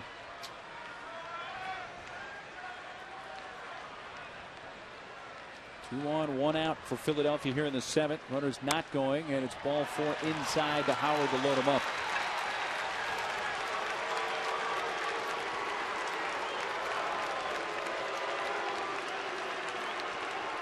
Aaron Balsley pops out of the dugout.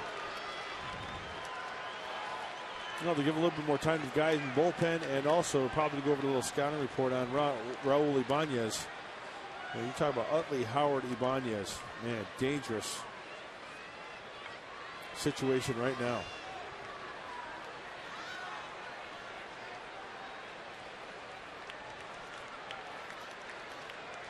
And Raul Ibanez has got in his mind, hey, look, all the pressure's on that pitcher out there. He's going to have to come to me. He doesn't want to have this game get out of hand. Padres still in slam range. Ibanez at the plate with 8 career grannies.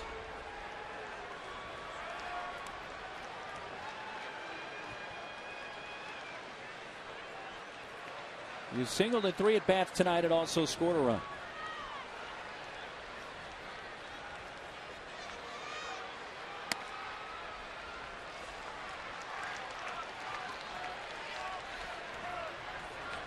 Homers on the season for Raul Ibanez, trailing only Adrian Gonzalez in the big leagues.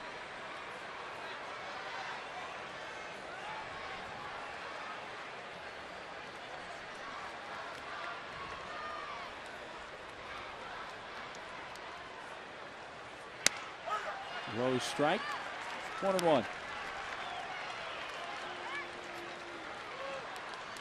What a series for Ibanez. 6 hits and 13 at bats. Did a significant portion of that damage last night, going 3 for 5 with a couple of homers and 5 RBIs.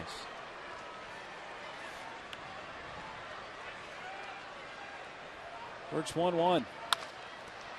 Eck out at second. Relay won't be in time. Run scores.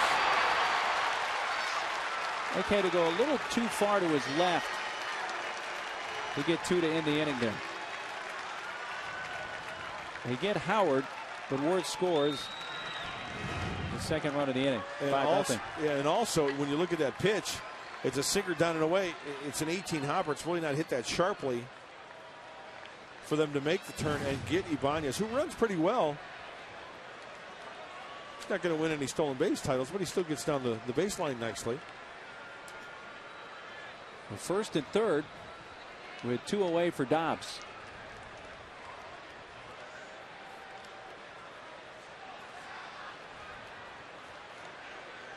Doubled and singled his first 2 times up, flying to center in the 6th.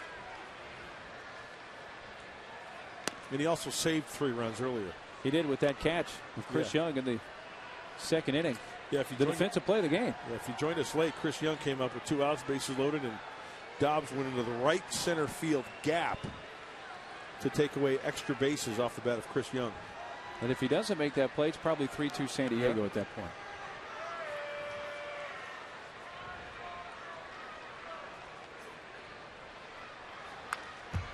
Fouls it straight back.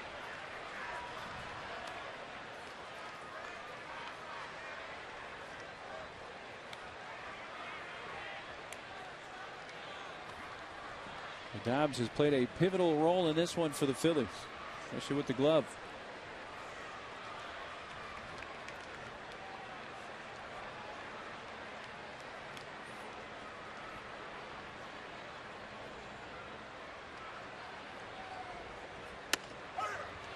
On the inner half of the strike call.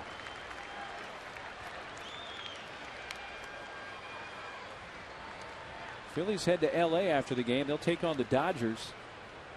4-game series. So hopefully they can go to LA and continue to play well on the road. Off day tomorrow for San Diego with the D-backs here on Friday. the Fightin' Phil's Road Show. To right field, Giles will have room. The Phil's at 2. Time to stretch at Petco Park. 5-0 Philadelphia.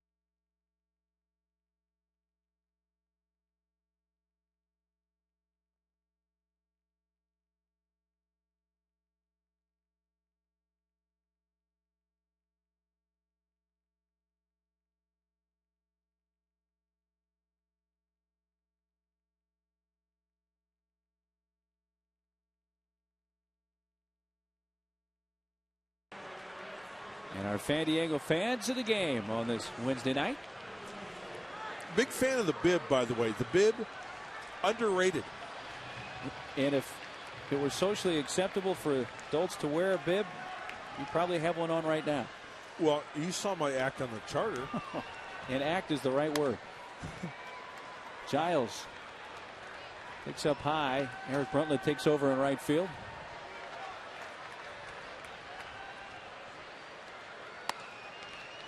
Two balls, no strikes. How about the Phillies? A rookie last night was Stardo. 6 innings, 1 run. Now here's J.A. Happ. Another rookie. He's carried a shutout into the 7th. Pitching really well. Well, speaking of San Diego fans, we have to give a shout out to our good friend Mr. Gary Sowers, who comes to the game quite a bit, sits up here in our section, and also goes home and watches the replay. Good for him. He loves the Friars so much. Staying up late, Gary. We appreciate that. Had a nice chat with him the other day. Loves to talk baseball.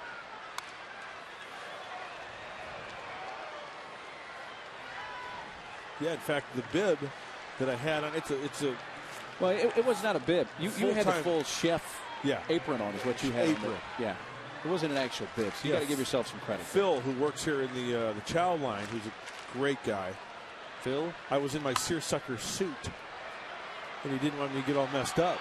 Long run. That's going to drop between Rollins and Ibanez, and down to second goes Giles. He's aboard with the leadoff double here in the 7th. Hey, there's a start.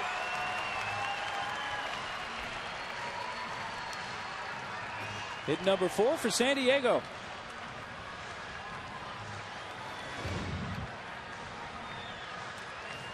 You see J.A. Happ trying to go into the lefty, and Bryant fighting it off. Finds the garden spot out there. A long run for Rollins. Brian Giles never broke stride, though. 9th two-base hit of the season for Bryant.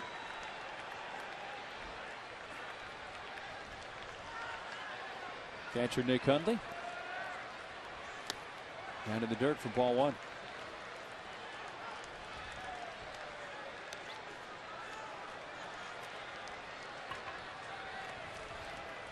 One for 2 tonight. A single to left center in the 2nd, and fanned in the 4th.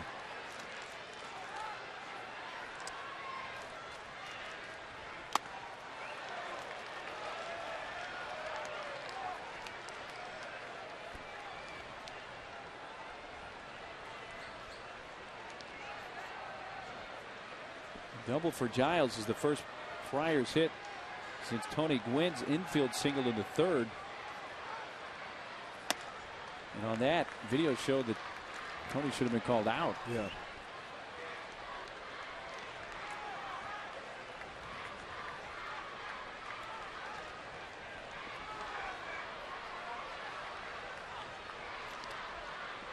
The word on Victorino, a left hip strain is what has caused his exit from the game. And you seem to think, Mud, that occurred during his at-bat in the sixth. Happ nearing 100 pitches. He's only gone over 100 pitches one time in his career. July 9th of 2008.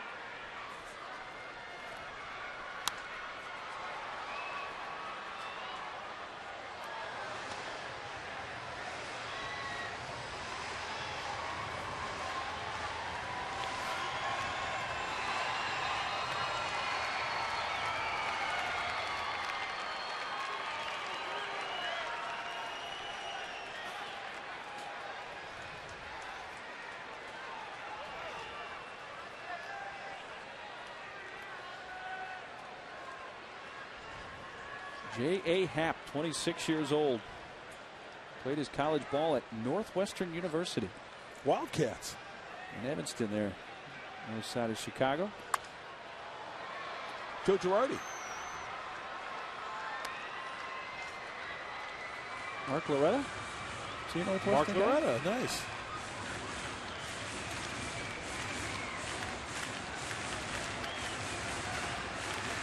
Really not known for their baseball program, but their the football program has come a long way. We saw their head coach at Wrigley not long ago. Pat Fitzgerald fouled back. And speaking of Big Ten baseball, I don't know if you saw one of the regional games between Florida State and Ohio State. Florida State got out, and I'm going to be off just a little bit on this. Florida State got out to like a 32-0 lead. Oh my gosh. Ohio State did not win that game. I think it finished like 37-6. Wow. It's up and away. So they never got in slam range? They did not. They did not get within slam range. Yeah. When you get down by more than 30. Yeah. If it's 30-0 and it's like in the 5th or 6th inning, and that's what it was. There's a pretty good chance that the coach isn't saying, "Come on, boys, let's really try to win this one tonight." Tough to keep up morale. Yeah. 3-2 to Nick. And Happ gets it past him for the strikeout. Fourth of the game for J.A. Happ. Big appetite, small budget. Satisfy both with Sequan Casino's incredible all-you-can-eat prime rib buffet now for only $10. I would consider J.A. Happ to be one of those pitchers that's sneaky fast. And I think that last fastball to Nick Hundley demonstrated that. Would you agree? Very much so. And a little bit different, but in a similar vein to CY. But I think we're seeing Happ bring it up there a little bit. Yep. I've been checking out the radar board, and what is he, 90, 91? Yes. 89, 90? Like that pitch there, that was 89. This is the pitch to Hundley, and that's a fastball, outer half, belt buckle high. He swung right through it. I think your point being that it's getting on the hitters quickly. Yeah. Right.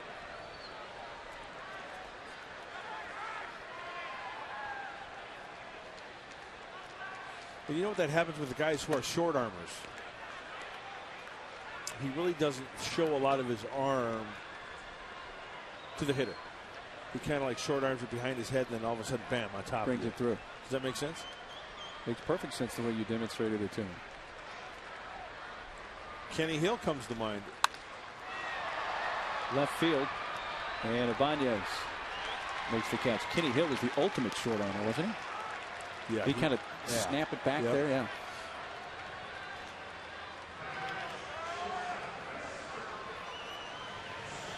Two away in the Friars' 7th.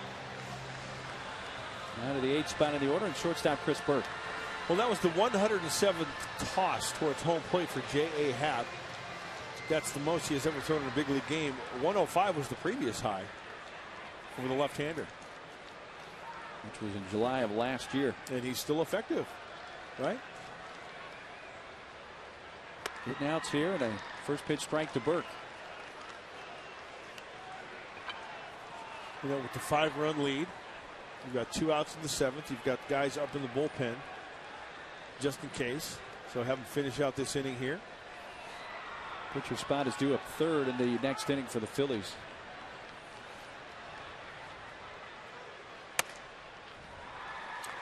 Pitcher spot is due up next for the Padres, so Edgar Gonzalez in the on-deck circle. And as I look at the Phillies' schedule after San Diego, they go to L.A. as you mentioned, but they have an off day on the 8th, which is Monday. So have, get an extra day's rest. Well, I was talking to their broadcasters about that. Yes, it's an off day, but they're going to New York, and they have the Sunday night game against the Dodgers, so they won't get into New York until like 6 or 7 a.m. Yeah. An off day, but it's right. Not a clean one, so to speak, like we'll enjoy tomorrow. Sorry about it. Off day at home, yeah. 2 balls and a strike.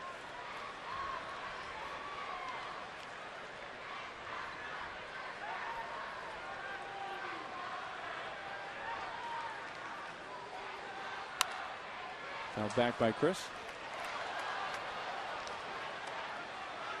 He has walked and grounded out to third.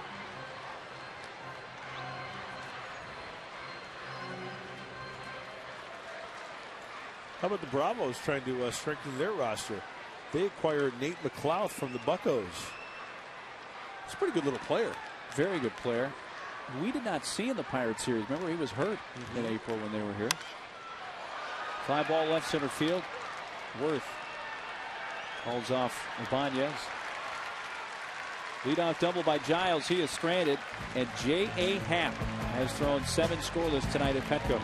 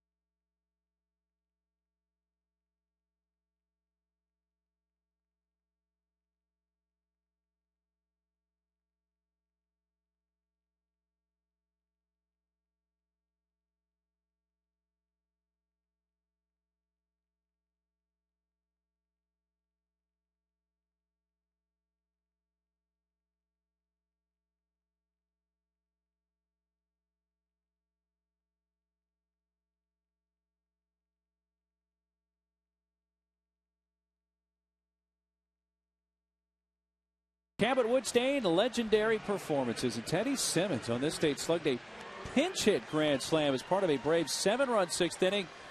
Bravos beat the Bucks 8-5. How you doing tonight, Simba? 8-time All-Star, switch hitting catcher. That guy could hit from both sides of the plate. Yeah, and he could call a good game. One of the better catchers in his era. Absolutely. Michigan guy, go blue, Wolverines.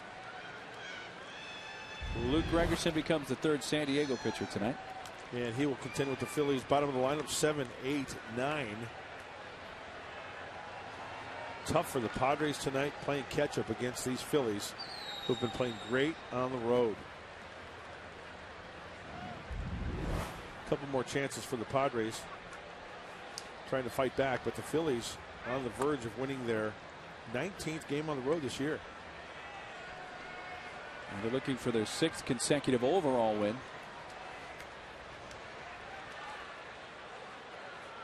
That's got postponed tonight. They were at Pittsburgh. Phillies began tonight 2.5 ahead of the Mets.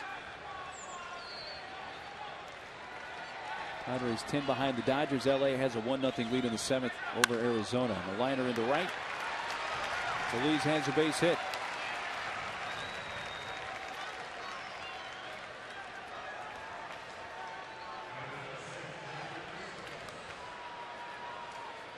And you want your chance to win a $1.9 million dream home or $1.6 million? You can log on now to sdraffle.com. The deadline coming up soon, June 5th. All proceeds go to the Ronald McDonald House. So hurry and buy your ticket now before June 5th. And don't miss out on this amazing opportunity. Catcher Chris Coast. He's walked a couple of times and popped out to short. 0 for 1.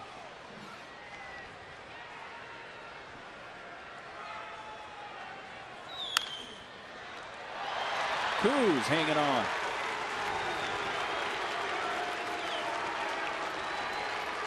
One away in the 8th.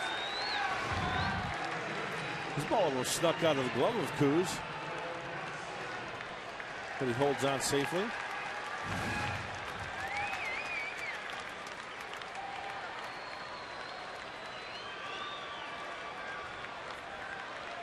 Matt Stairs will bat for the pitcher Happ.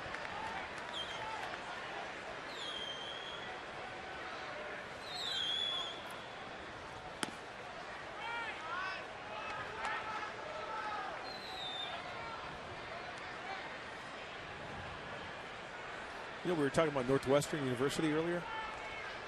The alma mater of J.A. Happ. Yeah, I just received word that Bob Scanlon, when he was with the Cubs, he took a semester at Northwestern. Took a cooking class. Really? No. Just making fun of the right-hander. But he did take classes there? Yeah, 1 semester, he said.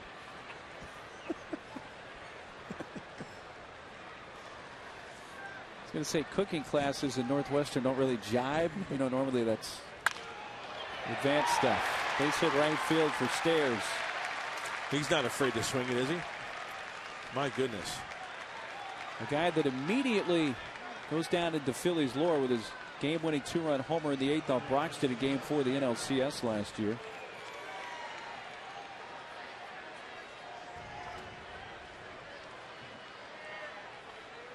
Two on for Rollins.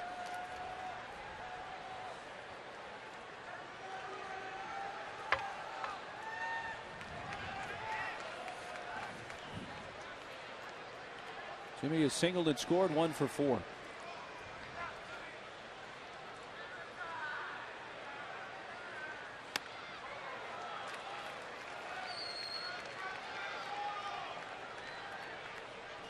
The way the schedule is, we haven't seen quite a few teams in the National League, and obviously all the teams in the American League.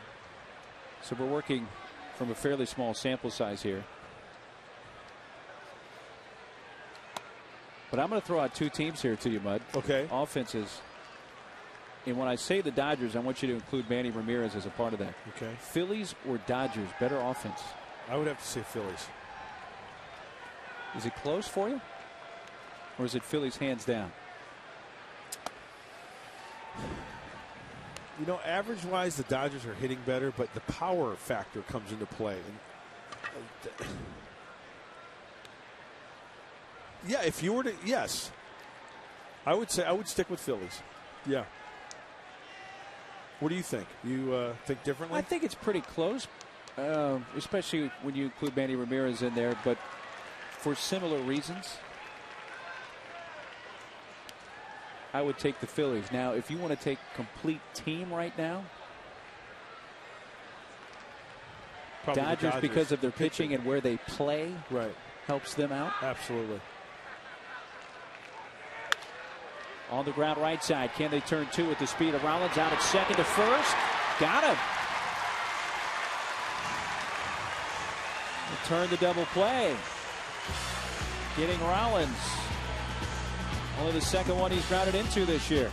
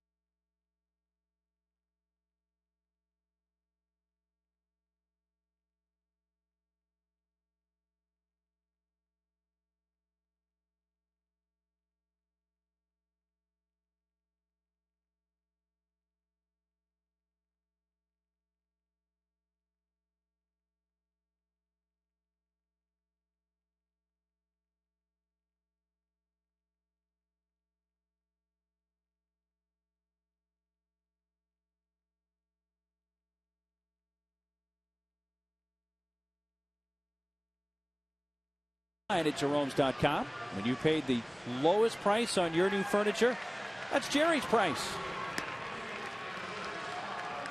First appearance of the season. We'll explain why shortly here for J.C. Romero.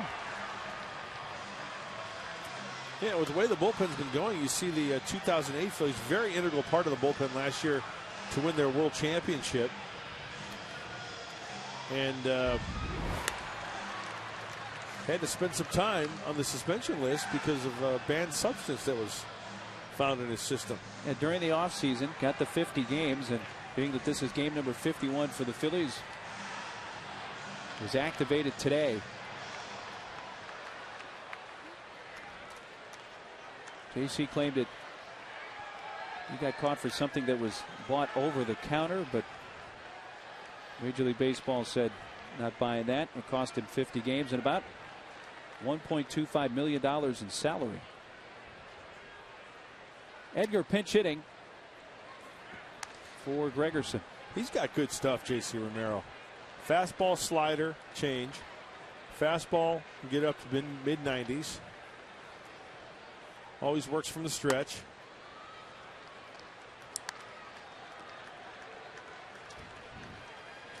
You know, regarding the suspension and what guys take or don't take, over-the-counter, prescription, whatever the case may be. I know that's for pretty much talk show stuff. Into center field, pinch hit single for Edgar to begin the bottom of the 8th. But I've got a question. I'll try to have an answer, but I probably won't. If you're, and I'm going to give J.C. Romero the benefit of the doubt because I during this day and age, if you're thinking about doing or taking something that's going to performance enhancing, exactly. So I'm going to give him the benefit of the doubt. But if I'm playing these days, I don't care if I'm taking Flintstone vitamins. I'm calling the Players Association. I'm calling my trainer. I'm calling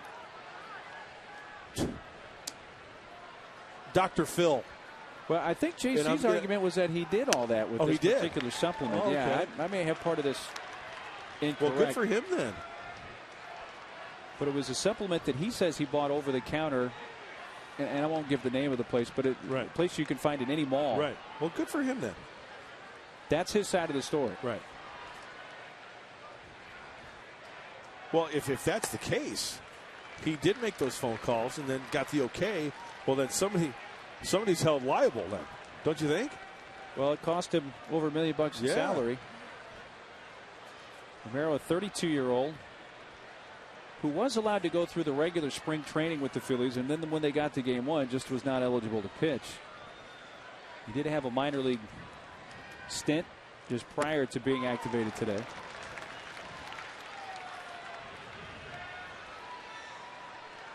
But a veteran with over 8 years of big league time. Came up originally with the Twins, spent a year with the Angels in 06. Part of 07 with Boston, then over to the Phillies later that year, and all last year with the Phillies. 4-4, 2.75 ERA last year, 81 appearances a year ago.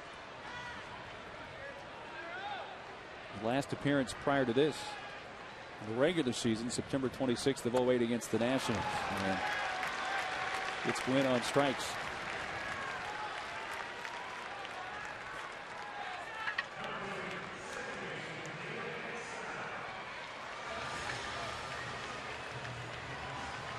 Romero pitched 4 times in the World Series against the Rays.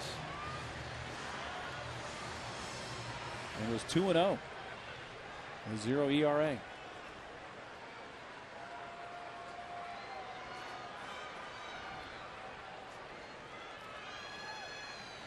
Echo for 3, and he takes a high strike.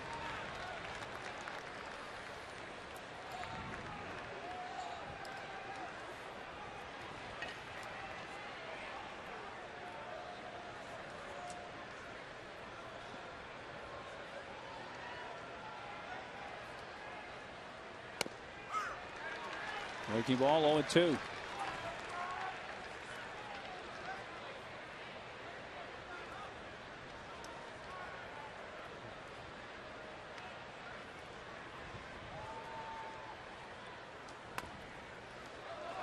Rolls off of Coast and heading to second. Edgar getting in, and then now it's chased into center field by Utley.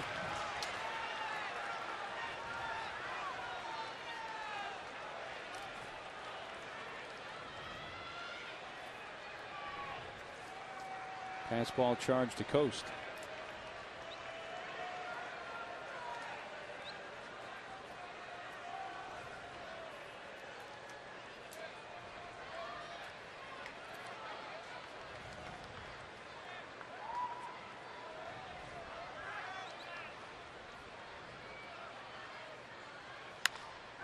Lined over the third baseman Feliz and into left. Here comes Edgar around third, and the Friars are on the scoreboard.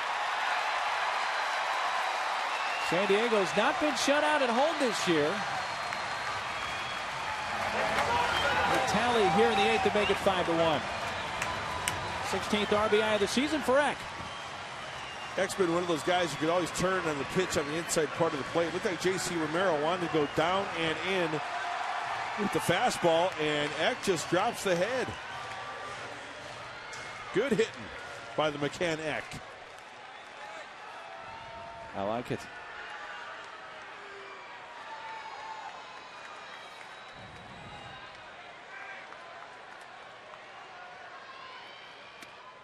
Adrian takes inside because he's mechanical, gets it done. Sure. Not afraid to get the grease under the fingernails.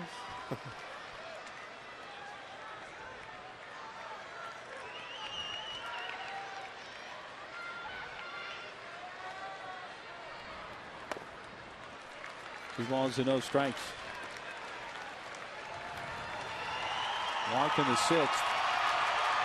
And then the first fly to left, and then the third popped out to the third baseman, Feliz. Ryan Manson heating now for the Phillies.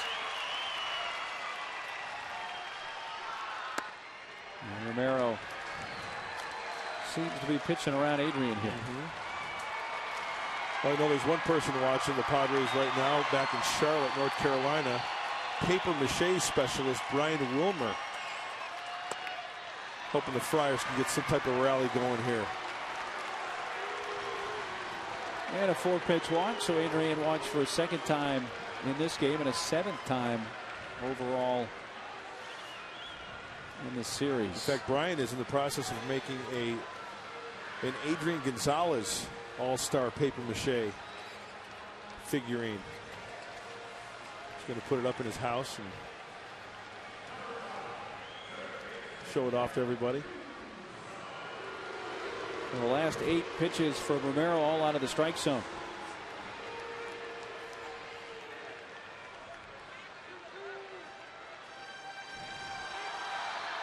Last 8 to Adrian, that is, out of the zone tonight.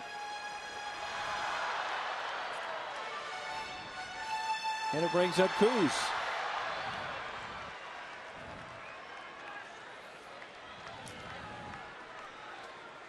Hey, let's make it interesting. Tying runs in the on-deck circle with 1 out here in the 8th. First appearance of the year for J.C. Romero. Left field, down the line, but hooking and foul.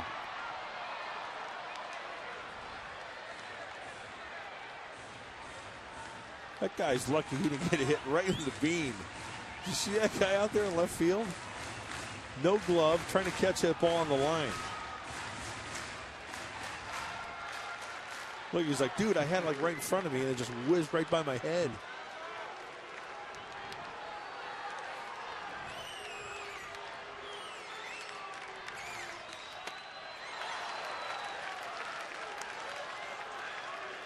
Nothing at 2.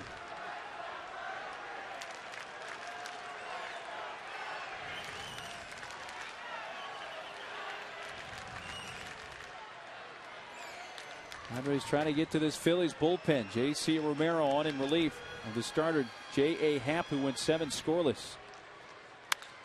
Line to short, caught by Rollins, flipped to second, double play ends the inning.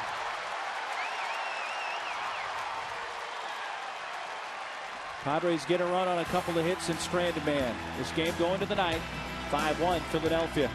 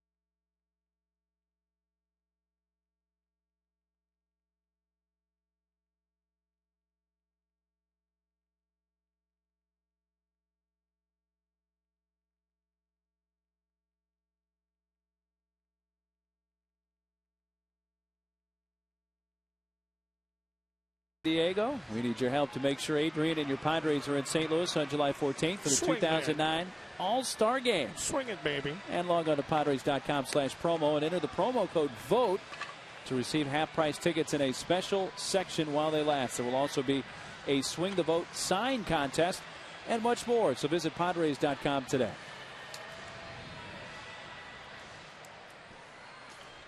Edward Mujica coming on in the 9th inning. Getting an inning of work in. And Bud Black trying to spread out a little bit of work in that bullpen. Burke win an inning. Gregerson pitched the 8th. Did not surrender a run. Now it's Mujica going for the 9th. Part of the order for the Phillies. 2, 3, and 4 men, and Worth takes high, ball 1.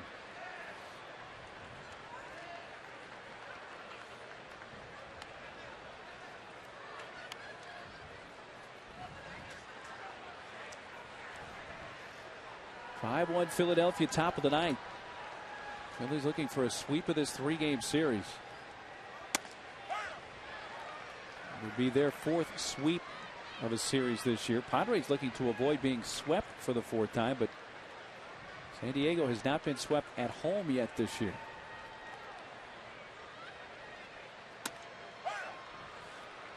One and two.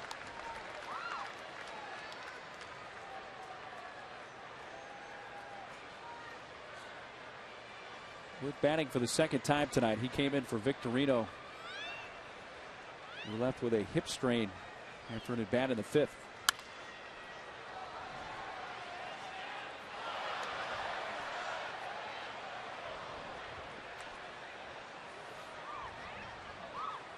What if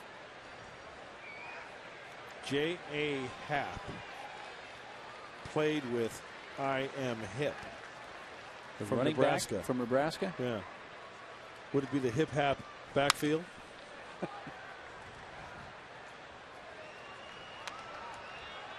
That would be a play-by-play person's nightmare, probably. Hip blocking for Hap, or Hap blocking for hip.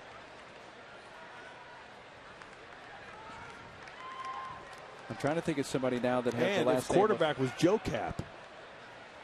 Joe Cap. And Nebraska. No, I'm just saying about? if they were on the same team.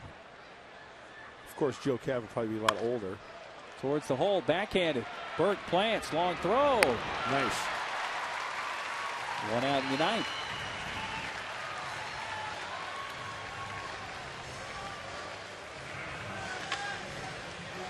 How about Brad Hop in that backfield? That's okay. That's where I was going to go Hip, next. hap, Somebody hop. named Hop. Hip, hap, and hop.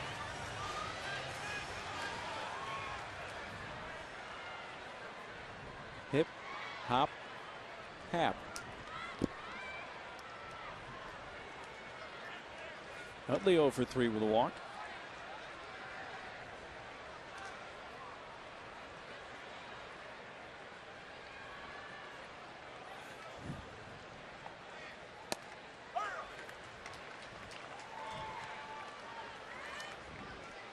Edward Mujica, 94 easy gas from the right-hander. We talk about the bullpen and the strides that it has made collectively. If you want to break it down individually, this guy's made his biggest strides from day one to right now than anybody. And a lot of it probably between the ears, confidence. Yep. The stuff's probably been there throughout. They're trusting it a lot more now.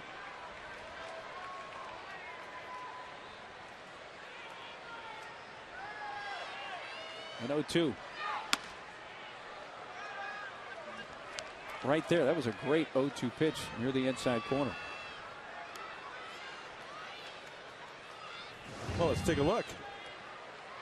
You bet. Make him lose his feet just a little bit. He missed with location. He wanted Nick Hundley was set up down and away.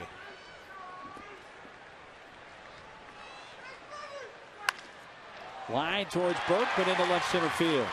Venable moves over to cut it off. And Utley has his first hit of the game. 10th hit for Philadelphia. And the Phillies in double digits in hits in every game of the 3-game series now.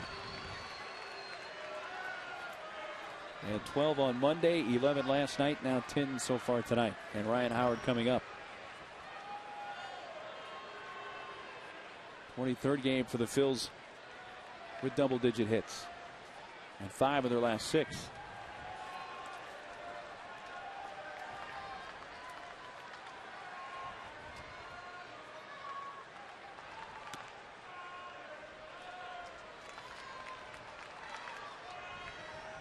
Kind of seems, Bud, as the weather warms up around the rest of the country, a lot of offenses kind of heat up, don't they? Absolutely. Ball starts to travel a little bit more. Guys starting to get in their groove. Inside to Howard, 2-0.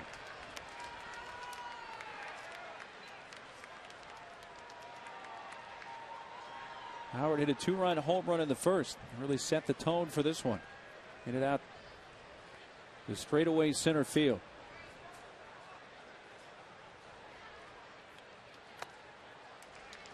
3-0.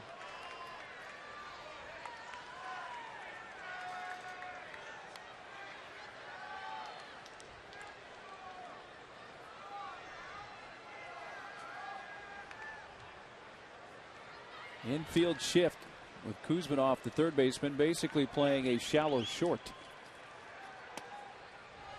But a 4-pitch walk nonetheless to Howard.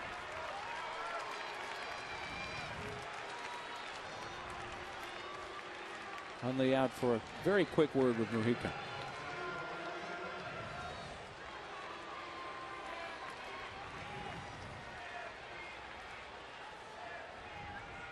Now it's Ibanez.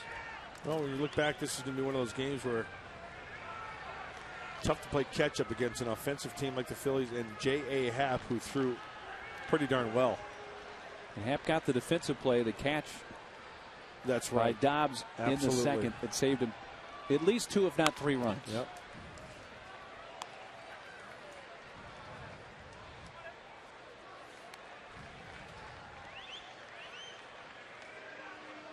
A single in the 4th for Ibanez. He picked up an RBI on a fielder's choice in the 7th.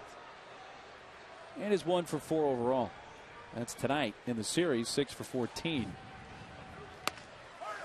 Strike on the outside edge.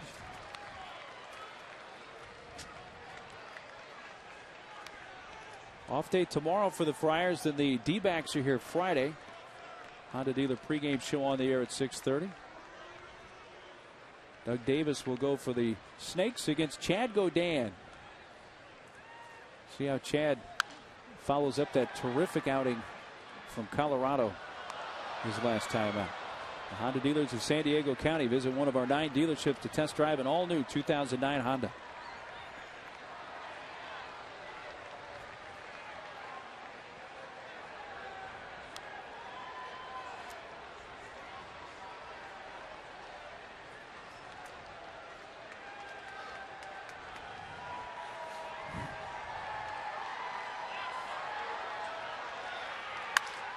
Straightaway center field. Quinn retreating, pulling up.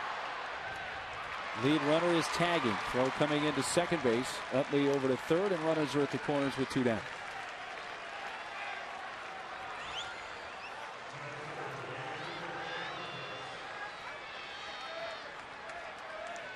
So Mujica kept Ibanez in the yard, and now will face Eric Bruntlett.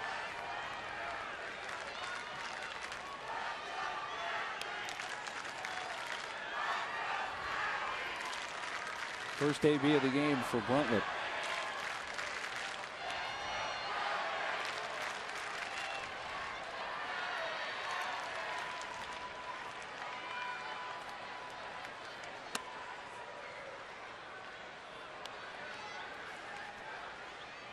Bruntlett, one of the few guys in the big leagues that's stayed with that full beard now for an extended period of time. Casey Blake for a while.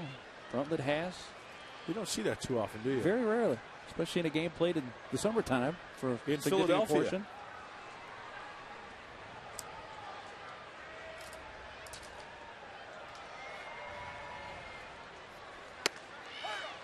Good pitch at the knees, 1-1.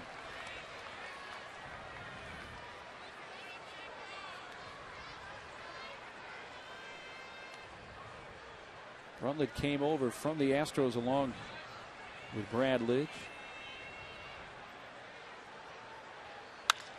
Line into right. Giles adjusts to make the catch. 2 men left on. 10 stranded now by the Phillies. Last chance coming for San Diego. Giles, Hundley, and Venable due up.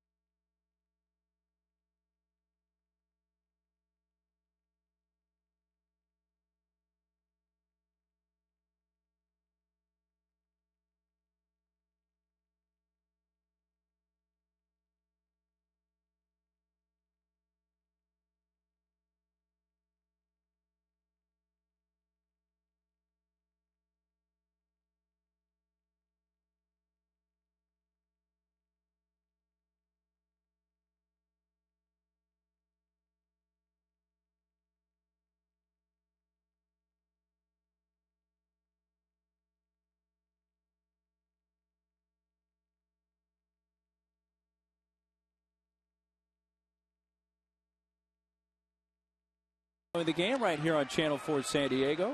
John Weisbarth and Bob Scanlon tonight.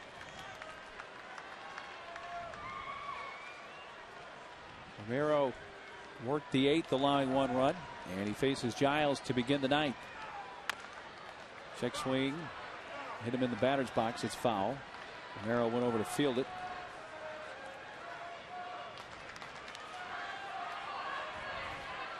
J.C. Romero.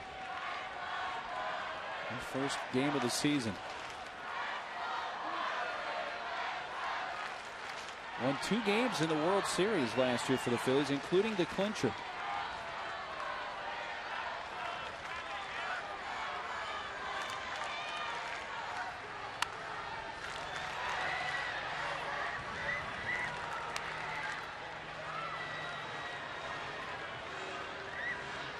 Right in the hole, no balls, 2 strikes. He has doubled tonight in 3 at-bats.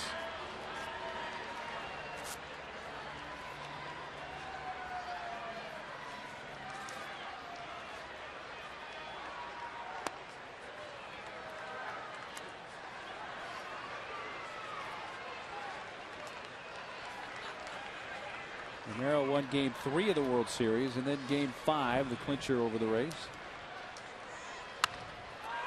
Foul down the right field side.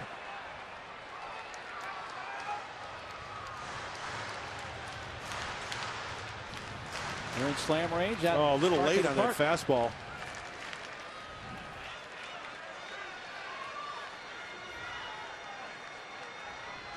Trying to get the rally started out there as well.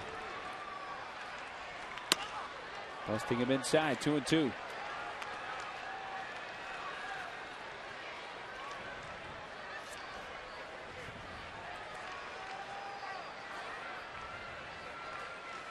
Giles, Hundley, and Venable scheduled here in the 9th.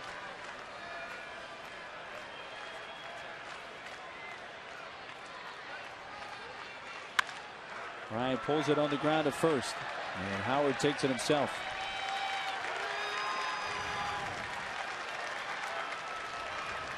Right-handed hitter Hundley coming up. They have a right-hander Madsen ready in their bullpen, and here comes Charlie Manuel.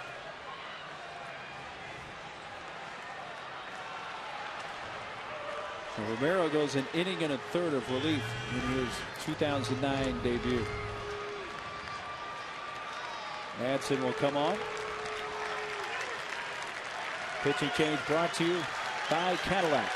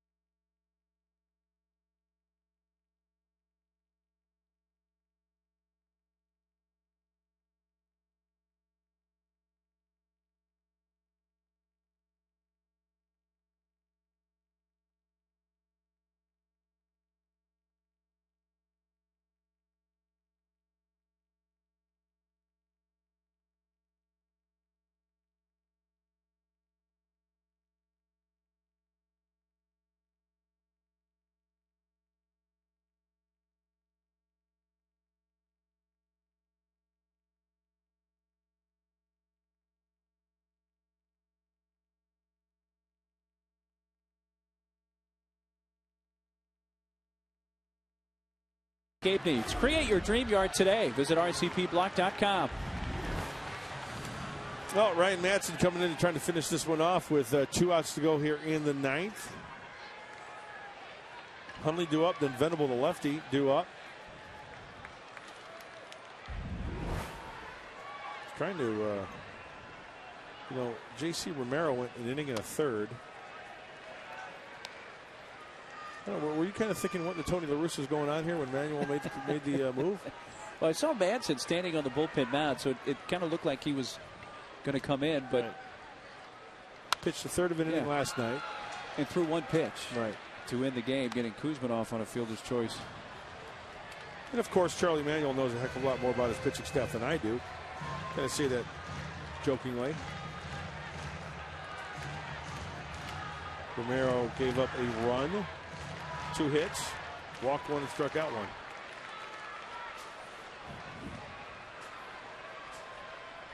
Padres down to their final 2 outs here, last of the night, trailing by 4. Only 1 for 3 with a single his first time up. Chop left side, Feliz charging. Over to Howard for out number 2. The Phillies an out away from a sweep of this series, their 6th consecutive win, and that would take them to 19-6 on the road this year. Incredible away from Citizens Bank Ballpark. Yeah, in a ballpark where they're below 500, where the ball flies. Yeah, 12-14 at home this year, the Phillies.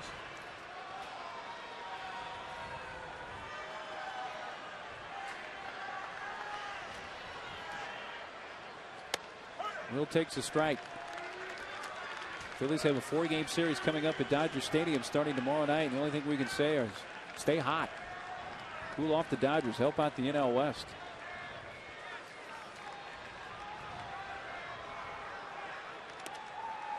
Dodgers leading Arizona 1-0 with the D-backs batting in the top of the 9th.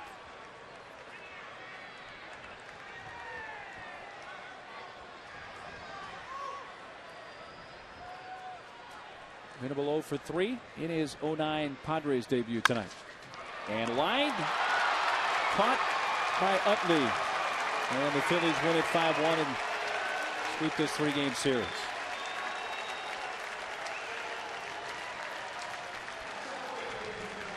Well, the Padres dropped to 3 games under now on the year at 25-28. And have the D-backs coming to town on Friday. Ryan Howard with his 16th home run of the season.